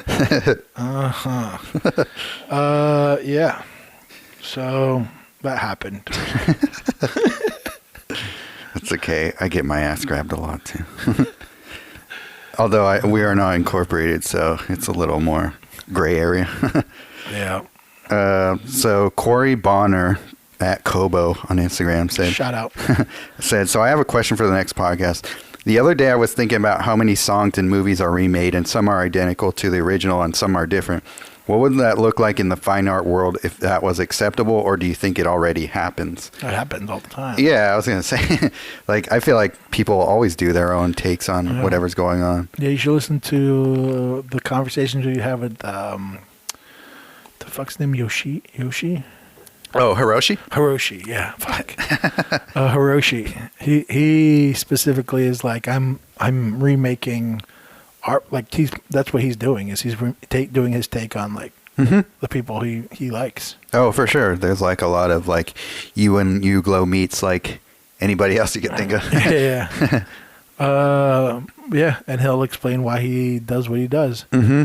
But yeah, I mean, I think that's super common. A lot of people do that. Yeah. Some people just straight up copy it, like That's true. in their take. I mean, Nate Van Dyke was doing a Mona Lisa, but in ballpoint pen. Oh, It's right. just like a Mona Lisa Yeah, in that's true. ballpoint pen. And then other people do their interpretation. I think we've all seen like the Birth of Venus or whatever. Oh, yeah, yeah. Like that one's been done a bajillion times. Yeah. Everybody, I guess, does like their take on icons in some way. Yeah. Whether like it's so blatantly like, I don't know. I never really like to do that kind of thing where it's like just basically like, here's my Birth of Venus or whatever. Yeah, I'm not into it either, but those many can't be done well. But I guess maybe he's more thinking about like contemporary artists. When people hit on something, it's just like, oh, you're doing your Audrey Kawasaki now, or like that kind of thing. I see. If he's talking about that, then like that's like where you're just trying to like copy a style, like a unique style or some shit like that. Maybe. Well, I guess like when you look at when somebody creates a hit song, like when like first thing that comes up into my mind is like when like Timbaland and the Neptunes were super popular and everybody was doing their own version of that kind of beat. Yeah. So I kind of feel like that happens a lot in the art world. And For sure. Everyone paints like Kanevsky. Right. Paints like fucking Bjorkland. Yeah. It's like all these like people all of a sudden like, I don't even know if those people started what they're fucking doing. I mean, they're built on whoever they're built on. Right. I'm not too mad at it unless it's like a super blatant, like just doing shit and you're making money, like good money off of it. Then I get a little upset maybe, but even then, I don't know. I mean, I'm not really into that shit. Like if you're just trying to copy someone, but if you're inspired by someone and you figure out a way to like make it your own, that's what everyone fucking does. It's when you start making money off of it and you're still just pretty much copying an artist that I'm like, I don't know about that, bro. Yo, man, y'all biters. All your homeboys are Biters. biters. So what's up with that, punk? But yeah, I don't know. How you feel? That kind of stuff. I get why people do it. I'm not the biggest fan. Like I would rather just see the original, but like if I've definitely seen also on the other hand people growing out of it into creating their own cool style after doing their own or kind of copying or things. So I mean, it's kind of I would say it's a learning process. Like I've definitely had my phases where I've really tried to copy how somebody has tried to paint, but that was more for learning purposes. And it's just a matter of like going through your own growth and figuring out what you can take from something into where you carve out what and how you actually naturally veer toward painting and just doing the best version of that. But if you're that like artist who like is jumping on every hype train, then I'll have some opinions about you. Right. If all of a sudden you're painting like this because everyone's painting like that, I'm like, and then it's like Sting, Sting from the fucking music. Yeah. It's like, okay, now you're fucking reggaeton all of a sudden. What the fuck is going on? It's like, it's like every artist right now is singing Latin music, and you're like, what the fuck is going on, people? Like, let the Latin if Latin's in right now, let those motherfuckers who've been doing Latin forever make their money. Like, they've been the ones committed to this art form for fucking years. And now that it's good, you're like, cool. Now it's my turn to take that money from you. Right, yeah. Although I will give credit to Sting for being like the original white guy appropriating reggae back in the 70s. What about, what's his name? I got diamonds on the stones, man. Who's that? Peter Gabriel. Oh, is that who he is? Yeah, I guess they came out around the same time, right? Oh, did they? Maybe Peter Gabriel's a little earlier. I'm not sure, but yeah, they were like 70s. Police was 70s. I don't fuck with Sting at all. He's one of those guys. Anytime a fucking the lead of like a band drops the band so they can make more money, I'm like, you're a full piece of shit. Yeah. There's a couple of Police songs I like, but for the most part, I'm not. Yeah, but that's the Police. They were still the band there. Oh, you're talking about like when, Sting's solo? Yeah, like okay. Then Sting's like, okay, we're famous. I want more money. Bye, guys. And you're like, cool. You just dropped your band when you made it, you piece of shit. I don't know enough about the band to have an opinion on that. I have an opinion that agrees with me, Sergio. So I'm going to put a fucking finger in your way, bro. Okay, thanks, face. Get them, guys. But yeah. Yeah. What the fuck? What were we talking about? Yeah, I don't know. I feel fine about it. Did you hear about they found the treasure, Sergio? The treasure? They found the fucking treasure. Have you did we ever talk about this? The Yellowstone Treasure? I'm like a big fan of this. No, what is this? So this fucking guy, I don't know if he's even alive anymore. Last time I checked, he was still alive. But he was this old dude, and he was like an Indiana Jones type character, like an actual treasure hunter dude. Okay. And he was getting old, like, and he was like, he was like, all right, well, I'm getting old. I kind of want some like legacy to live on about me after I die. Okay. So he was like, what I'm going to do is I'm going to take, I think it was like $3 million worth of treasure at the time. Maybe it's worth more now. I have no fucking clue. But he was like, I'm going to take I think it was $3 million. I might be off about the numbers. But he was like, I'm going to take this. I'm going to go into Yellowstone and I'm going to hide it. I'm going to bury it somewhere or hide it somewhere. Okay. And then I'm going to write a poem that explains how to find it. Huh. And then release it, and people can find it. And I think it was, I don't know how long. I feel like it's been like at least 6 years since he's done it. And MJ told me this morning, they're like, they found the treasure. I was like, they found the fucking treasure. Oh, shit. Exactly. So I don't know the details yet. It was like right before you got here, she told me, and I was like, fuck, that's so cool. It's one of those things that I mean... Being a fan of poems and poets, what do you rate the poem? I mean, it's like folky. You know what I mean? Okay. It's like, there once was a man who in a hunger. I don't fucking, I mean, it's whatever. I just like the idea in general. This whole idea of like a modern day actual treasure hunt type deal. To me, I thought it was fucking cool. Does that mean you're going to add a treasure map to your mural one day? No. Maybe. Treasures, like they say on MFM. You might have something there, Sergio. Yeah. Well, I know you like to create like dense narratives in your work. In your painting. So yeah, create a treasure map out of your story. Then you go and you look, and it's, what would I hide? $5 or I don't know. I don't know what I could hide that's worth anything. An old poem you wrote as a kid. But yeah, I thought that was cool. I thought the whole idea, I mean, I just like that type of shit in general. It's like anytime someone's trying to like add a little bit of like something cool to the world I'm into. Do you like unsolved mysteries in general? That's not an unsolved mystery. I mean, well, unsolved mysteries like murders and shit. Or like, or are you talking about like? I mean, that's still like I guess like a puzzle for people to solve.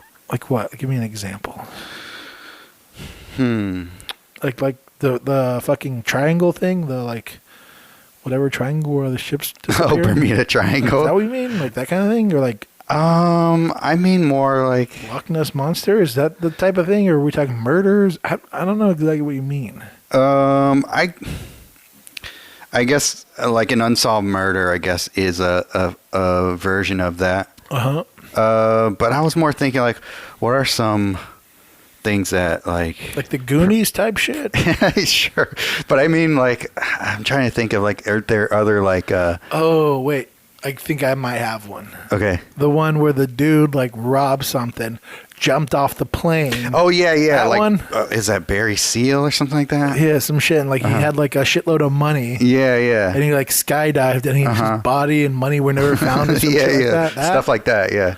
Yeah, like in general. That's kind of cool. I like those kind of stories. For sure. Yeah, for sure. The fact that there might be hidden money or you might have survived and lived off of it in a cave or some shit. I don't think. Yeah. But like that whole I like that shit for sure. Or where Tupac is now. Where Tupac is. The Bahamas, man. He's been spotted. He's got dreads now. That's why you don't recognize him. God. I don't even know do people still believe he's alive? Oh, I'm sure there are people who think so. It's so, I mean, I'm not going to lie. Before the internet, I was in that group. My brother convinced me. He was like, his name is Machiavelli. Read Machiavelli. He hid for 7 years. So 7 years from the day Tupac died, he'll come back. And I was like, fuck, that shit all makes sense. So 2002, crickets. Yeah, after 2002, I was like, all right, motherfucker's dead. Yeah. He's dead. It's official. But yeah, that one I enjoyed. I don't know. I mean, I don't really like go seeking for them. You know, I don't go out looking for them. But whenever I stumble upon a story that's interesting like that, I'm sure there are people way ahead of you anyway when it comes to like looking for them anyway. For who? Like those like treasure stuff like that. Oh yeah. I'm never gonna go do it. Yeah. Yeah, but I just like hearing about it. For sure. It's Yeah. like I like people that live interesting lives. It's like the dude was a treasure hunter, so successful that he could bury like $3 million worth of treasure and be like, for fun. You know what I mean? Like Right. That's how good he was at treasure hunting. And then I wonder if that's a skill. Like you start with 100%. like you start with I don't know, burying like I don't know, a ring in the backyard or something. What do you mean? Like that's how you start. Like you have to build up to Well, he said he did, like when I first heard about it was on YouTube. Okay. Like, and he had some when he like did the thing, you know, whenever he did it, and he talks about his treasure hunting, and it was all about just kind of like it was like that. Like you would hear about a fucking guy who jumped out of a plane with a bag of money, and then he would like do a shitload of research and be like, okay, and go look for the treasure in a certain specific spot and find it, or like hear about like I don't know, fucking pirates or something, Right? Who crashed on whatever coast. You know, and he'd be like, roughly, this is where it should be, or something like that. And then he'd go and fucking find it. Right. But yeah, I don't know. Yeah, I think I am more interested in people finding that stuff. Yeah, like yeah. I like hearing about it, and then, but I'm like, okay, well, if it's not going to be found, then that's not that interesting to me anymore. Right. But it's not until somebody finds it. It's like, oh, okay, well, this is a satisfying conclusion. I do follow, like I've gone down a rabbit hole on YouTube where you'll see guys and they'll go like, oh, well, where they're like the fucking metal detector guys, and they'll do a lot of stuff like within rivers or whatever. Yeah. And they'll be like, oh yeah, well, there was a Civil War battle here, so let's see what we can find. And they'll find like metal, like the round bullets and know, and like a musket tip and shit like that. And like I assume that's probably how you start. You probably start like first like doing like little metal detecting. It probably depends on like a bit of that's probably your environment. Like if you grew up in an area where like, you know, like I don't know, Civil War battles happened, or like I know a lot of people on will like post videos of them looking for like megalodon teeth. Oh, okay, yeah. You know, and it's like it's probably like you probably get into that like because you're kind of near. Okay, like, so you're talking more about the searchers.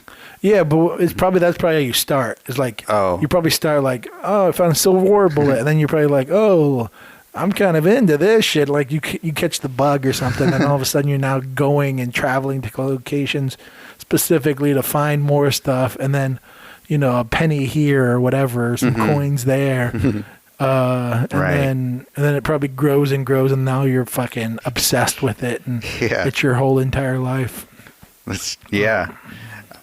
So you're saying like the searcher can become the treasure I would assume creator. that's the common pathway, but maybe I'm wrong. I don't know. Yeah, I was thinking more like you start out as like a guy who likes to create scavenger hunts, and you just keep like your scavenger hunt becomes more and more involved. Yeah, that seems like the person trying to hide shit more than. Yeah, that's what I mean, though. Oh, I don't know if that's common. Oh, well, probably not, because I'm sure people. It's really. That's when you become a professional geocacher. Yeah, exactly. Yeah, I guess that's what the modern version of that is, right? Yeah. In some way. Yeah, probably. Nice. How are we on time? We did an hour 39. Oh, we still got some time. Hopefully someone's listening after that dark-ass rant I ranted about earlier. I don't know. I don't know if I would consider that dark, but I don't know. I think at this point, most people probably I feel like it's such understand where we're coming from. It's such a touchy subject that like people are quick to just get mad. I mean, yeah, you know, that's the other annoying thing people keep doing is like, you have a large platform, so you should do something, and you're like, what does that have any like you're private, like does your voice not matter? Like, I don't know, it's some weird like you should do something because people will have their eyeballs on you. Like, are you having trouble finding content revolving around these protests? Because I can't not see it. Like, it's literally impossible for me to be on anything and not see anything having to do with the protest, police brutality, these things. It's like, are you having issues finding it? Because, like, if so, then I don't know what you're doing. Like, do you know what I mean? I don't know. Yeah. Oh, yeah. It's hard to. It's like to avoid it. It's literally impossible to be on anything. Maybe Netflix you can be on it, but even then, the fucking algorithms are like Freedom Ride, you know, like oh really? Like okay. Freedom Riders are like like movies based around like protest and shit. Yeah. You know, the 13th or whatever. Yeah, and that's like they're just kind of capitalizing on the zeitgeist of the moment anyway. Yeah, for sure. Yeah, and that's I don't know. I mean, all that shit is like, I don't know. And that's the thing with like the whole like strategy thing. Like I in ways I agree with what Colin's saying. It's like this strategy of like trying to like witch hunt and get bogged down by this topic seems like a real big waste of a moment. But yeah, that's not super clear to me though. When I go to his page, you kind of have to hunt around to find what he's actually. Yeah. What his thoughts actually are. Right. Well, that's because he has a mob literally like going at him right now. Yeah. I mean, I've had little moments and it annoys the fuck out of me. I can only imagine if all you were getting were you're a racist, blah, blah, blah, blah, blah for like fucking 4 days or something. It's like that would make you the most defensive person, period. You're like, fuck off. You know what I mean? It's like. Yeah. But like. Yeah, one of the weird comments I saw was something like, somebody was like, well, it turns out he's just a white guy in his 50s. I'm like, what the hell does that have to do with anything? Yeah. Yeah, and there's someone, I mean, I've seen him where people are like, why don't you read, like, whatever, and he's like, I've read all these black protest, like, people, like. Oh, right, yeah. He's like. It's like, I've educated myself on these topics. But it's like. I was listening to someone make a good point where they were like, it's easy for these corporations and things to be anti-racist, to be against racism, because who the fuck is pro-racism? Right. But like, if you want to like make actual change, like say, talk about things like universal health care or like paying your employees more or unions or whatever, these things that like help poor, impoverished communities, education system, you hear crickets from fucking, I don't know, Amazon Prime or whatever, Amazon, you know what I mean? Like, they don't talk about fucking treating their employees better because everyone knows Amazon warehouse employees fucking hate how they're treated because they're treated like fucking like cattle or some shit, just running around nonstop for like 8 hours, like they're marathon runners or some shit. And it's like, you can hear, it's easy to say I'm against racism because we're all fucking, unless you're a racist, you're against racism. But then if you go like, well, how do we solve these like systemic problems? Like, what if you didn't make your job?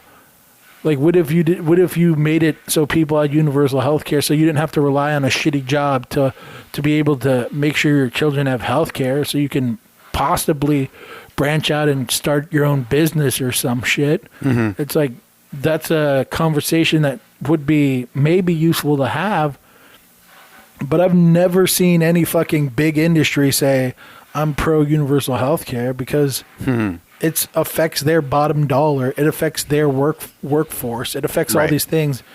But it's easy for us to be like, it's easy for Amazon to say, I'm against racist. No shit. Who isn't? Yeah. You know what I mean? Yeah. But when you talk about actual change that will help a community that's impoverished, God Yeah. damn. No, that was so You got hard. And you start talking about solutions, a lot of that shit ends up being, how the fuck do you help lower class people have a better life? That's what it ends up being. How do you make the lower class people have things that they should have? Like fucking whatever. You know what I mean? And you never hear the fucking super rich talk about these things because it's a way more bottom line, who makes more money, or how you taking my fucking billions away from me type of shit. Mm-hmm. But that's like the actual shit that needs to change. I know we're getting fucking political, but that's the actual shit that needs to change if you would want like these communities to do better. Mm-hmm. Because of the fact, I mean, like war on drug type shit, you know, like figuring out how to like legalize marijuana nationwide would help the black community a ton. It's like, you won't hear big corporations talk about that shit for the most part. But they're easily say, like, I'm anti-racist. No shit. Like, if you really want change, all these people are talking about, like, fucking change. It's like, have you thought about, like, what actually would need to happen and the fucking legislation that would need to happen? Like things like removing money from politics so you can actually have a person's opinion be heard would be a huge thing. But a corporation would never fucking say that. They would never say remove money from politics because that's how they get what they want. Right. So it's like this this silly thing where we're all pointing fingers being like, you're fucking not with, you don't align with us, you're racist. But it's like, how about have a conversation about the fucking industries not allowing us to pass legislation like removing money from politics because it fucking fucks everything, you know? But everyone's too busy being a finger point, you know, like your strategy because you fucking want to talk about, you want to post a meme means that you're against us. It's like, against what? Black screens? Fucking posting, it's like posting a meme saying I don't want to be a part of this like chaos going on right now is anti-you. You know, it's like, I don't know. If you look at what he posted to get the reaction it is, I'm just going to sit back and watch this chaos. It's being white is okay, which it is okay. I mean, it's not okay. Right. So like, it's like it's not a wrong statement. And I think I've followed Colin a long time. I know he's no stranger to controversy either. I remember when he was painting a lot of, like most of the paintings he was doing was like couples of like, you know, mental defects. And he got a lot of shit for like that. And he's just like, hey, you know what? Like I have people like this in my family. It's like not a thing. I'm not like denigrating people by painting them. Yeah. And well, yeah. I mean, he's a really good painter for sure. Yeah. So I really like his work. Me too. And he also like me, enjoys comedy a lot. And, and he's one of those people that I think can do really good fine art while at the same time being comedic. Right. Which I like really enjoy a lot. And if anyone's followed him for a long time, you would know that all he does is fucking joke around about everything, which I get because I do the same fucking thing. Yeah. I don't know. It's just this idea that you have to like be aligned with everyone's ideas, and then you have to process those ideas exactly like everyone else. You have to be outwardly outraged, and it's like I don't know. There's different types of folks out there. Like, chill.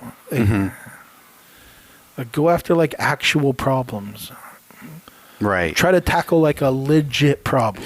Maybe that's why people latch onto those things like that. It's the easy way to make things. It may be to make them feel good about ending what they're ending. But the real actual change is hard as fuck, and probably impossible unless you had like a super united front to remove like big businesses being able to fund politics the way they do. You would need such an overwhelming majority of people doing what people are doing right now to stop that. But you'll never get it because it's just so much work. We can't protest for a week and then be like, all right, we're done here. It would like take months and months to get some shit like that to fucking actually go through. Oh, yeah. You know what I mean? It's silly.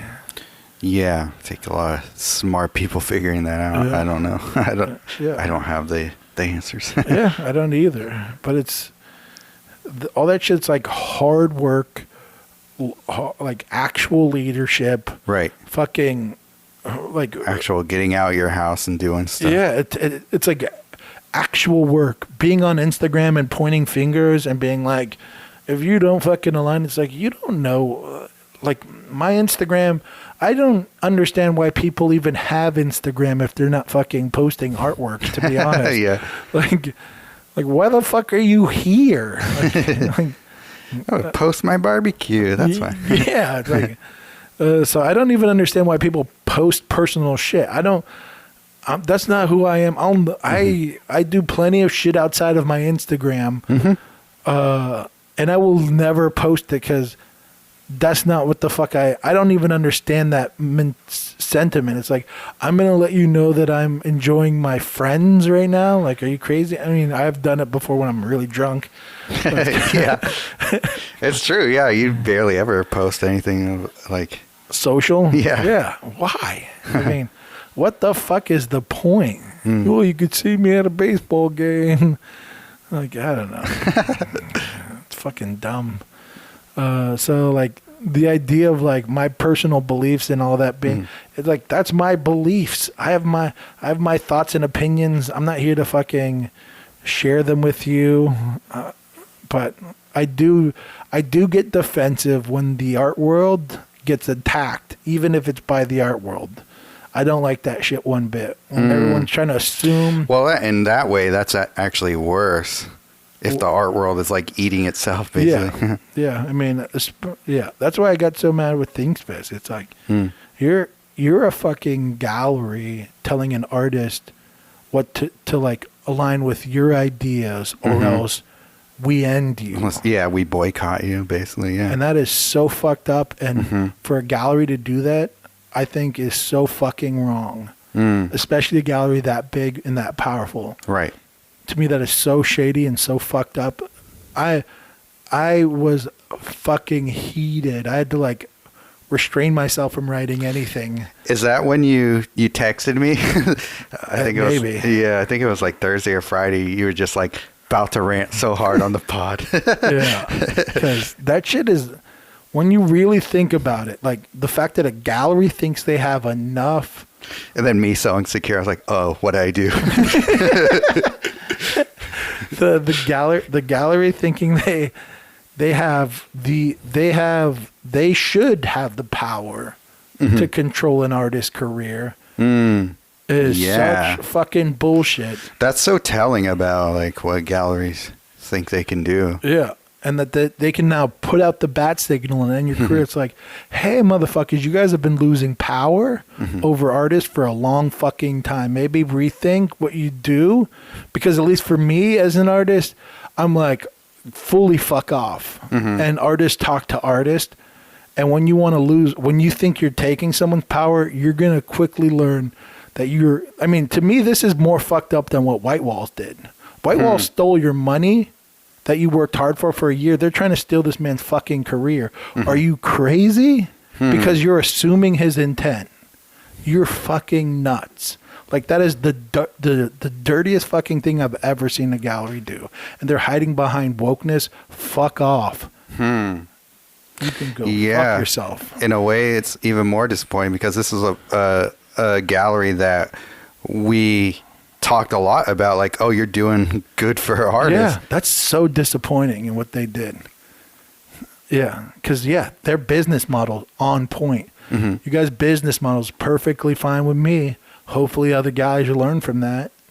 But this shit, nah. You don't get to do what you're doing.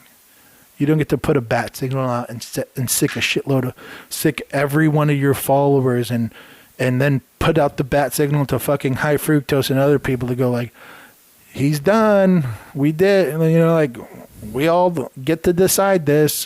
Fuck off. I know MJ says he's lost 8,000 followers since it started. Oh, really? Wow. Yeah. That's crazy. That's a shitload of people. Yeah. I don't fuck with it. You know what's funny too is like Nosego, he's a artist, and I'm a fan of his. And he, like early on, he talked shit about ThinkSpace and wrote like, oh really? And he wrote some shit about ThinkSpace and then was like, does anyone need or he said something like, I'm done here. Does any gallery need an artist? Oh wow. And even there, I was like, what the fuck did ThinkSpace do? Like, I don't, like, he's assuming that ThinkSpace is racist. Like, that's bullshit. Like, I don't think that's cool. Do you know what I mean? But he was a lot more subtle. He wasn't like blatantly saying things. He was just saying, I don't know. He did it on his stories. Wait, this is Nosego? Yeah. Did something? Wait, what did he say? He said like ThinkSpace something, ? I forget exactly what it was.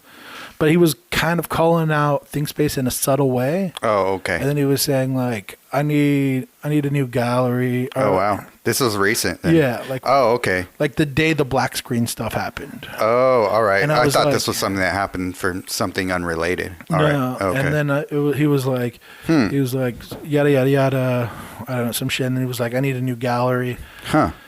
And I was like, that's so weird because I don't think ThinkSpace is racist at all. Like I think one of their owners is black. I don't know if it's an owner or just a guy that works there. He's worked there forever. But it was like, that seems weird to me that he would kind of like take shots at them. Like he's assuming intent. Same thing I'm saying for Colin or whatever, or Gambling or whoever. It's like these like finger pointing things. And I was like pretty upset about, I was like, that's not cool to like try to point out a gallery and make them seem like somehow they're not, you know, they're racist or some shit. Okay. Like. So if I'm understanding correctly, Nosego was kind of implying that ThinkSpace had something like, like they weren't doing enough, pretty much. Not that they were racist, but it's like this idea of like, you're not doing enough, I'm done with you. But that like mentality, I don't like. If you're like, you need to do more, or else it's suspect and buy. To me, it's like, I don't know. To me, it's like you can't tell people what the fuck to do. Like. You know what I mean? You can't tell people either you need to fucking say what I want you to say, or else I'm gonna put it out in the fucking internet that this is that what you're doing is bullshit. Because people jump to conclusions all the time on that type of shit. His wasn't as extreme, which is why I didn't really bring it up until now. But it's like that funny thing of like, it kind of happened to them, and then they also did it to someone else. And I'm sure they're probably upset about someone trying to call them out for some shit that they didn't, that they felt was probably unjustified. Okay. Maybe not. I don't fucking know. Mm-hmm. They didn't respond. I think it went away. I didn't really follow up on it. Mm-hmm. But I don't know. I'm not really, anyone that's pointing fingers right now, which I'm kind of doing in general, I'm pointing fingers at the finger pointers. Yeah. Exactly. But well, when you point fingers, 3 fingers point back at you. good. Well said, Sergio. Thank you for that. That's why I point all 5. I'm like, you right there. Yeah, I don't know. That whole shit were like, because what it does is it makes everyone afraid to say anything unless it's correct. So back to like where you're like the kid doing the fucking video game book. It's it's like that idea that like you're just editing artists. Like it's like, so what am I? So I have to just start doing protest art and no art right now. Like, like you're making me paint what you want. Yeah. A lot of people posting their like one painting of black people. Oh, I know. It's so fucking, it's so like ridiculous. You're like, hey, chill, man. Like, does that make you not racist? Do you think people thought you were racist? Because that goes back to like the Nicolas Uribe. It's like, I don't think he's fucking racist because he only paints pale people. You know what I mean? It's like, so it doesn't make you better than people because you painted one black person. It's like, oh, God, people are so fucking silly. Are people disappointed that you didn't post your painting or you repost your painting of Whitney? Go fucking scroll through if you want to see a person color being painted. God damn it. I paint skin tones of all kinds. God damn. Yeah, I don't know. Sergio. This was another Waiting to Dry Rant Corner. God damn it. See, what are we at? Okay, we put our time in. MJ's so terrified. Before we recorded, she was like, do not say anything that will end your career. And I'm like, what the fuck am I going to say? I don't know if I did. Hopefully not. But like, if you think somehow what I've said is racist, then you can go fuck off because it's not at all. Yeah. If anything, you're just filtering out the people you don't want to work with. Yeah. It's the idea that I just hate how people are pointing fingers and somehow that makes you a good person. And makes them a bad person. I don't know. It's disappointing that it's, I mean, I always tell MJ that like the one thing that I think is the most dangerous is like if you don't allow an environment to have conversation. And that's exactly what's happening now. It's this idea that you have to stand in line and you can't have a conversation if we disagree. And it's been a fucking issue with like the world we live in for a bit, especially in America. It's this whole like polarizing bullshit everyone's involved in of like, you're the bad guy, I'm the good guy, depending on whatever side you're on. It's like no one has, it's like the inability to just talk to someone that disagrees with me. I mean, I've talked about it, I think, before, where I've had people that I work with and shit like that have different opinions who are Republican or whatever. Oh, yeah. And, the old guy at at your old work. Yeah. Vietnam vet. They were just like, he would get to you guys would discuss things and you kind of get to a middle ground. Yeah. And then like he would come back later and be like, he'd go, start over again. Yeah, he would say, let me think about it for a while. And then he'd come back and try to counter it. And, it was just a fun conversation where we all learned a bit more. I always felt like I would slowly convince him of what I believed in because... Did he ever bring you to his side a bit? No, probably not. I mean, maybe. I would have to think about it. We haven't talked for a while. He got fired, I think. Oh, no, he got a new job. That's right. Okay. Yeah. But, yeah, it was always, like, well-intentioned, It was always, like, good to kind of see the other person's point of view. So he would have very valid points of why he believed what he believed. And I respect that. I'm not here trying to fucking prove my point. It's just more of a way of seeing how someone else thinks. Right. Seeing their point of view from how they see the world. And maybe we might slightly change each other's opinion, like a tiny sliver of of a movement towards one direction or not. But it's more about like understanding that we have our opinions. They're built on like legitimate reasons, and sometimes they weren't. Like I would get into like arguments about him based around gay marriage because he was just like, I think it's disgusting. I'm like, that's not a fucking good reason, man. Like you don't get to use disgusted as a reason because like, I mean, I don't think two old people having sex is attractive. Yeah. That doesn't mean I have to say you don't get to do it anymore. Right. You know what I mean? Yeah, like, Like old people go and get your fuck on. Like Hell yeah. You know what I mean? It's like people are into whatever they're into, but we don't get to write fucking laws about it because of that. So you could be like, I'm not into gay sex. It's like, no one said you have to be, man. Just don't fucking write laws around it. But we'd get in like, that's where we would like always like have a hard disagree on. He was also like pro-abortion for like a Republican. So it was interesting to hear his logic behind how he came to that. Huh. What was his reason there? I think it was like, he said, I wouldn't want to do it, but I don't like the government telling me what to do. Oh, okay. Like, that's the same shit about gay marriage, bro. Yeah. It's kind of like, he was kind of small government Republican kind of. Except for when it came to gay marriage because he was disgusted. And we were like, and we'd have these like long, like that's where like we would have like these really like heated debates about that shit. How funny. That was where it probably got the most heated was because I'm like, you can't fucking be disgusted and write law around it. Sorry, man. Right. But it's still having like the ability to have the conversation. Right. I guess that's what really bothers me about trying to argue on the internet is because people come in with their ideas, like they're not going into it with they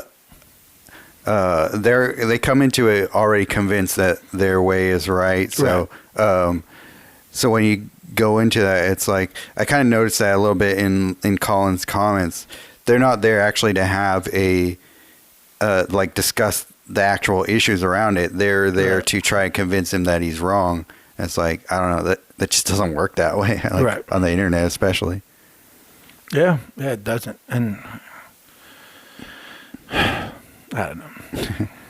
It's fucking, I don't know.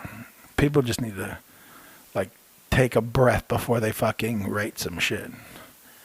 And really, I don't know. So assume positive intent. You know what I mean? I keep telling MJ because she's like, look, he posted this, like being white's okay. And I was like, he's not wrong. Remember that. He's not wrong. Well, the only thing about that is like, it's a weird time to say that. No, I get it. But it's the fact of the matter is he's not wrong. I get that he's kind of fucking taunting the people. Yeah, I'll give him the benefit of the doubt with that. I just seen too many like that slippery slope happening. It's like it's kind of like you remember that dude comedian he used to be on Rogan a bunch of times, like Owen Benjamin. I kind of remember him, I think. He sounds familiar. Yeah, but like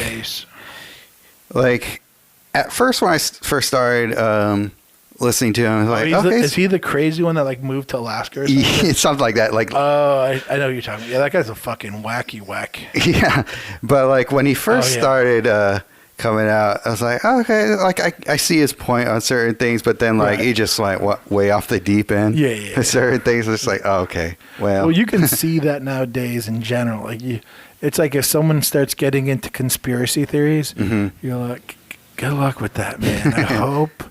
I hope you don't go too deep. You know, like, and maybe that is what's going to happen with Colin. Maybe he'll go too fucking deep. Right. You know, and then at that point I'm like, God damn, man, like too far. Right. But as far, like for now, it's like, I mean, I think I know, because I know he likes to be a bit like, fuck, like he likes to fuck with a little bit. Like, I mean, in general. Right. I remember one time he wrote like, "Oh, I just came on this American flag" or some shit like that. Okay. And I was like, "That's hilarious! It's gonna make so many people mad." So you think he's a little bit of a provocateur? For sure. I mean, he likes comedy. When you're trying to be funny, a lot of times you try to say the shit that no one expects, and a lot of time that means you say some shit that's gonna annoy people. And that's what hopefully he can hold on to his sanity, because I assume right now he's probably in a bit of a weird spot mentally. Oh, I'm sure. If like you have your world that you, I'm sure in a big part make your livelihood off of turning against you. It's like, oh wow, that's for sure. That definitely puts you into a bad mind state. And just if you've ever had one negative comment and how much that should have nagged at you and annoyed you, think about having that for 4 days straight nonstop. It's like dumped on you, and you're It's like to think about and people might fucking respond back to what I'm saying right now with like, well, fucking George Floyd got his neck smashed, and like I'm not even arguing. That's not even the counter argument to what I'm talking about. It's not one or the other. It is, and that's the issue I have with a lot of what people are doing right now. It's like their defense is George Floyd died or police brutality or whatever, and you're like, these things can exist in the same world. It's like, I think in a way the whole like white people or being white is okay or whatever the fuck he wrote is like, it's that idea of like, you don't have to. You think that was more like a middle finger to what he's feeling? I mean, when I was in Portland, it annoyed the shit out of me with like all the fucking pale skinners being like, like your fucking white people silence is deafening and all this shit. And you're like, it's like this whole like self-hate for their like skin tone as like a way to prove that they're pro. I've never been into that. I've never understood that. And I'm like, hey, you don't have to hate yourself. Like, you're okay. And I was telling MJ that I'm like, this shit is so annoying. Like, this whole like fucking whipping each other on your back to like prove that you're a good person. It's like, I don't know. It's like, I get it. I get the anger for the fucking things that are set up to fuck a community based on the color of their skin. That doesn't mean that if you hate yourself, that you prove that you're a good person. It's like that. Yeah. And we're two people of brown skin telling you it's all right. Yeah. Yeah, fuck. Like, and if someone, like, I always tell MJ, like, if people are treating people that are white shitty because of their color skin, fuck that person. I think that's fucked up. Like it's fucked up to treat people differently because of the color of their skin. It's the fact of the matter. And if you think it's okay to do it because they're fucking white, then that's not fucking correct. And maybe think about it a bit. But yeah, I don't know. The fuck, god damn it! I'm so sick and tired of talking about all this shit. I'm so sick. I mean, God, I hope that this is like the straw that broke the camel's back, and like people can actually figure out real change. Like I feel that's the positive thing that. Maybe it's wishful thinking, but that seems to me like the positive thing, because people are pretty united, other than like the most blatant, like, don't give a fuck about like fucking truck drivers with Trump flags and run people over type folk. Right? Like, I hope you die soon, man. Yeah, but other than that, people are pretty pissed off about it. Yeah, and I don't even think it's so much just about the actual death, which I mean definitely served enough outrage to that, but the response to it from like I guess the Minnesota police department was just like, well, what it is, I think, is that there's a video of it. I mean, that's really what it is. Because what was her name? Like Tiana Taylor or something like that. I'm so yeah. Like, or it's like, Brianna. I think it's Brianna. It's like she happened like maybe like a week or two or whatever before George Floyd, and it's like that shit to me is like probably a more. It's probably a worse scenario than the George Floyd one. The fact that the cops went into a wrong house and then killed a lady because the dude was like, who the fuck are these people in my house? I'm going to shoot back at them. And then killed the lady. Like, that to me is way worse because they were just sleeping in their bed and the cops came in and killed her. Like, if there was a videotape of that, this shit would have happened 2 weeks earlier. Right. Because there's something about visually seeing the brutality happening that creates this fucking anger in everyone.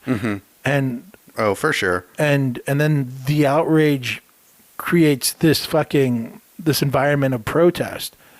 And what the fuck was the point I was about to make? And the big thing is trying to figure out where to fucking aim that anger and hatred. You know, that's the point. Right. Is harnessing that shit. That's where good leadership comes in with a good strategy. You harness that shit and you fucking point that anger and hatred and fucking upheaval into something where we can actually get something positive out of it that will help the communities that are fucked because of the laws that are written. But pointing fingers is just some dumb thing that's so wrong. It's such like a waste of time. Yeah. I was just thinking about like how ThinkSpace could have handled it better. Would have just been like private conversation being like if they're determined that they're not going to work with them anymore. You know they could do it? They wrote unfollowing of the day. That's what they wrote. Just unfollow. All right, you're good, man. You don't need to assume he's racist and then point the mob at him. Just unfollow him then. Right. Well, like 8,000 people unfollowed him.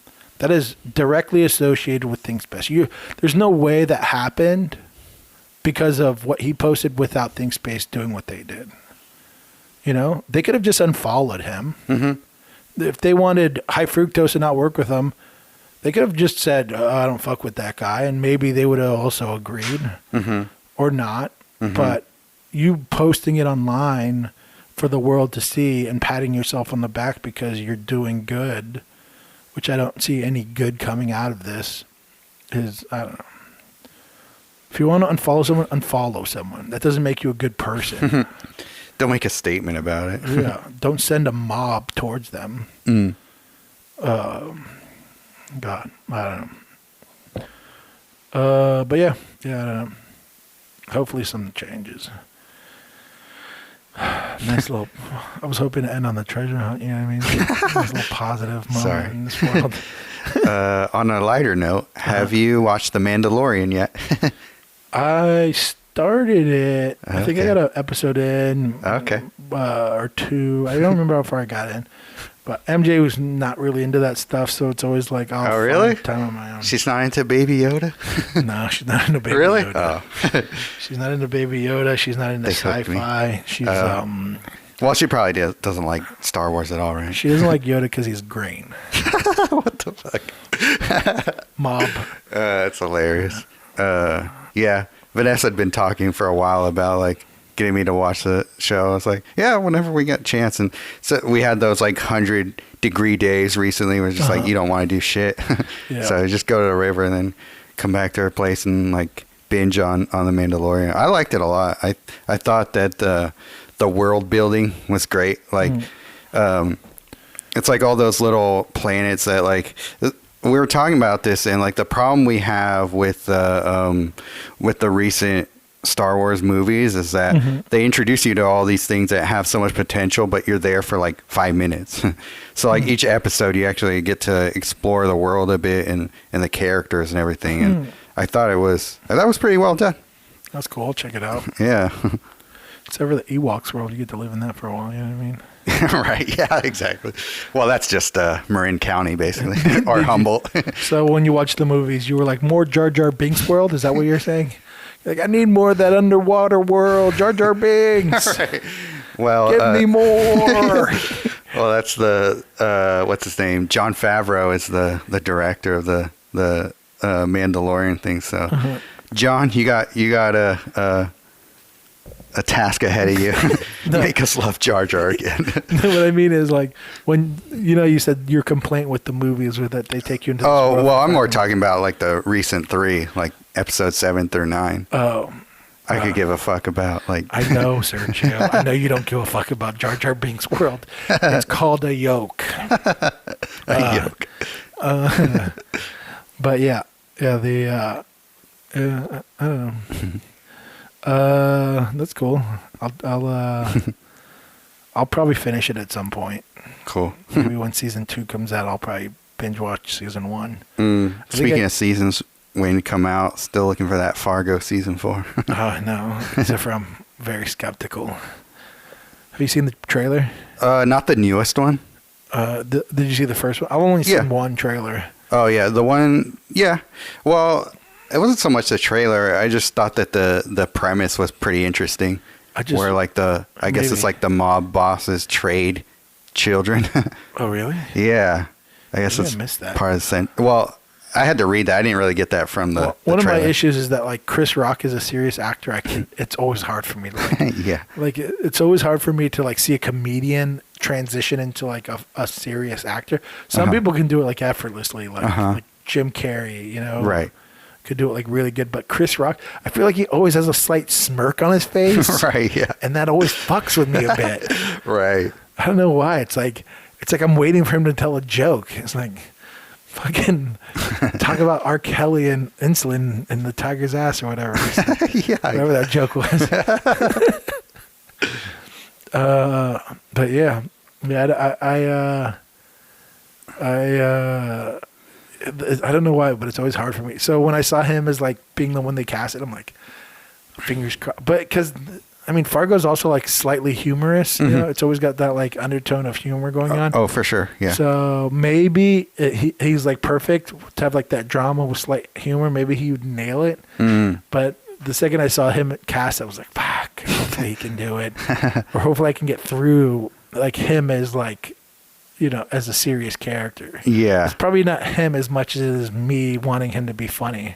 It happens sometimes with, I can't think of who else, but you ever seen a movie where talking about Star Wars, what's the dude, Adam something? Oh, Adam Driver. Fucking, when we watched that movie, we watched the movie in theater, I think, whatever the first one was with him in it. MJ literally started dying laughing when she saw him as the evil guy. That's hilarious. Yeah. I'm like, MJ, chill. And she's like, I didn't know it was him. It's so ridiculous. That's hilarious. And he's like a serious actor too, which is funny. But she thought it was so hilarious that he was the serious, like bad, evil guy. Right. I could see that though. Yeah, he's kind of got a goofy face. Yeah, he does actually. Yeah. But I'm sure there's other people I could think of, but I can't think of them right now. But it's always like, or like someone who has to play the sex symbol, and you're like, him, Well, I could kind of put, I could put Adam Driver in that role too, being like, really? Yeah, Chris Pratt. I've watched him on Parks and Recreation for a long time. Yeah, He's exactly. just like the goofy, silly guy. So like, for him to be like the fucking soldier, fucking strong, seductive type of. That's true. Ridiculous. Did you feel that same way about Jim from The Office? Yeah, him too. I'll never not see him as Jim Halpert. Yeah. It's like Quiet Place is just him. Years later, doing the smirk with the pursed lips kind of thing. Yeah. That'd be hilarious. They should do an SNL skit of him like Quiet Place where he's just like he's like looking at the camera and doing that. Oh, that'd be great. But yeah. I mean, I actually really like Quiet Place, but actually that might have been like the first role where I was able to kind of take him more serious. But he's been actively working at that for years. Right. Yeah. And Chris Rock hasn't definitely not. Yeah. Like, I don't know if he's ever been in a serious acting role that I can think of. He did that one where he cheated on his wife or something like that. Yeah. That was pretty serious, right? Yeah, I think I Love My Wife. I think that was what it was called. Yeah, that one. It was pretty serious, but he was still like a lot. He was kind of like almost like the Woody Allen role in that. Yeah. But yeah, I don't know. I feel like there's something else. I don't even. Yeah. I can't remember. I don't know his fucking catalog. I have to. I'm a IMDb huge that shit. Chris Rock comedy fan. Like his comedy is to me like is where he's like a master of his craft. You know? It's like, Sure. So he's not a big draw for me when it comes to like movies and stuff. Right. Same with like Eddie Murphy and shit like that. It's like Eddie Murphy's doing like kid movies and family friendly movies. I'm like, Yeah. I want him to. I mean, his older movies I like, but like. When you would Well, like for 25 years straight, he's been doing kid movies, basically. PG movies. All right, that's not for me. Right. I did like Dolomite, though. It was all right. I actually liked that a lot. And he cussed in it, too, right? Yeah, he cussed up a storm, you guys. Anytime Eddie Murphy cusses, I'm like, he's going to be good. There's got to be like a counter of how many times he said motherfucker in it. Yeah, exactly. Yeah, that's genius, Eddie Murphy. You can't censor Eddie Murphy without losing a bit of that shine. Right, yeah. No gallery telling him not to say motherfucker. Yeah, I don't know who does good movies that's like a really good comedian. I mean, Jim Carrey is, well, I don't know. Do you think his comedy is great? I mean, he was a great comedy actor.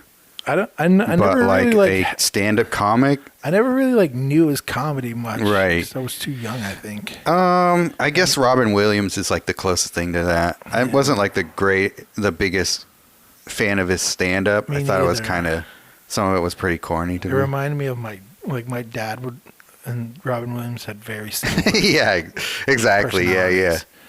So, I was never into Robin Williams comedy. Okay. I always thought, man, he must be the most annoying human being to be around. For sure. I always felt bad for his family. I'm like, God, that must be so much to deal with. Just him nonstop. But yeah, I mean, his movies were great. Yeah. But then again, not the best. Not my kind of stand-up. People love it though. Mm-hmm. Some people would say like he's the greatest comedian of all time. I'm like, all right, I guess so. Louis was a decent actor, or has been a decent actor. Yeah. His shows are so depressing. That's true. God. Did you ever watch Horace and Pete? Yeah. Holy fuck. Such a sad that was show. the saddest ending. Yeah. And it was like a tough watch too. It was so like slow and I don't know. Which I mean, the other thing is like it's so paced slow, but like you can tell it's so intentionally paced slow as like some way of being more artistic or something. At least in my opinion. Maybe I'm wrong, but then it's like, God, how am I not falling asleep to this fucking? Although, what's his name? What the fuck's that? You know that comedian that's in it that's like always like ranting. Oh, Kurt Metzger. Kurt Metzger. Yeah, he's great in that fucking show. Yeah, he played a good like ranter at the bar type dude. It's like everybody knows that dude at the bar. Yeah, that's totally him. He's just playing himself. Yeah, totally. But yeah, I don't know. Bill Burr's pretty good. I haven't seen many movies with him in it though. Yeah, he's always like. He was good as a kind of a bad guy in Breaking Bad. I didn't see Breaking Bad, but he has a small part in The Mandalorian. Yeah, he was in Breaking Bad. He was good in that. Him and Earthquake. Oh, really? Earthquake. Yeah. He also has that Netflix show. It's pretty good. But yeah. Fuck. What are we talking about? I know.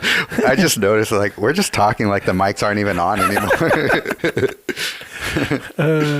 See, that's what happens. You get all this fucking hard, like, intense talk going on, and everyone's just like, can I just talk about fucking comedy? Right. That's why I was, like, mad when people are trying to censor artists. I'm like, don't you just want to, like, isn't it nice to have, like, a little bit of a break from like this fucked up world right now? That's like, pretty much how I wanted Instagram to be that Tuesday. Yeah. It's like, don't you just want a little bit of like something positive. Like, I understand there's a lot of negative shit in the world, but like, But it's like we know exactly where to go to. yeah.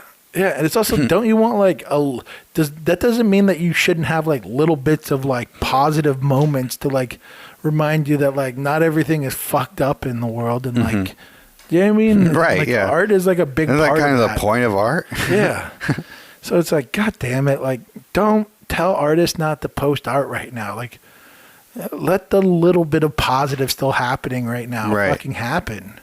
If people God. know like the world isn't like burning down completely 100%. God, it's like, that's why I like the fucking story of the treasure. I'm like, fuck yes, like something positive comes out of the news. Thank fucking, I don't know, the treasure gods or whatever. Google. Uh-huh. I'll praise Google. Praise Google gods. But yeah, we did it. Uh-huh. Sorry, guys, if you're still listening. Yeah. Hopefully you guys aren't fucking. I hope that wasn't a tough listen. I think it was fine. If so, my apologies. We'll try to keep get it back light to next time. No fucking negative talk next time. All right. This has been Waiting Dry. If you're still listening, don't point a finger. Hey guys, Sergio again. Yeah, so we talked about the whole ThinkSpace Colin Chillag controversy happening right now. At the time of the recording, I didn't have all the info that I wish I did before we recorded this episode. So as you could tell in the podcast, I only knew about Colin's feed on Instagram and some of the comments here and there. I just more or less skimmed through because there were so many comments. But yeah, after reading a lot of more of them and kind of learning more about what ThinkSpace is about and why they decided to do what they did, my opinions on how I think about how it was handled has changed. So I would say that I am still not totally for the idea of galleries having so much of an ability to influence how people work with artists or their ability for artists to work with other galleries in the art community. I do feel like ThinkSpace acted in a way that was in accordance with how they would handle something like this, and it totally makes sense to me now, knowing that they are partly a black-owned business, and they've had a history of activism within their, not only their feed, but outside of the walls of their gallery as well. So I just wanted to say that I feel like what Colin said within his comment feeds was way beyond what I think is trying to have a helpful discussion and what I would consider something that I would find acceptable for myself, like my own morals, I guess. So, I mean, he's free to express it however he wants, and I also think that ThinkSpace is within their right to call him out for these things. As far as like how they went about doing it, it makes more sense to me now, knowing how they operate. But so yeah, with this being a story that's still unfolding, I just wanted to come in and say that as far as what we say here on the podcast and how we might feel in the next few days or the next week we do a podcast might be totally different. But I just wanted to make my position known before releasing this podcast in case a lot happens in the meantime. So I'm sure that this conversation will continue to happen. I'm sure Josh and I will keep talking about it. And, you know, the way I feel about it doesn't mean that I'm speaking at all for Josh. So feel free to talk about this in our comment thread on the Instagram or the Facebook. I don't know why I added the to those words at the beginning, but whatever. Yeah, anyways, I just wanted to pop in and say these thoughts because I didn't totally feel comfortable putting out the episode as is without me at least addressing how I feel now before this went out. So yeah, anyways, we both invite your comments about it. If you guys agree or disagree, we definitely don't shy away from talking about that. So anyway, just letting you guys know that, opinions can change pretty rapidly when this stuff comes out. And just wish I had a little bit more info going in. So that's my bad. Anyways, talk to you guys next time.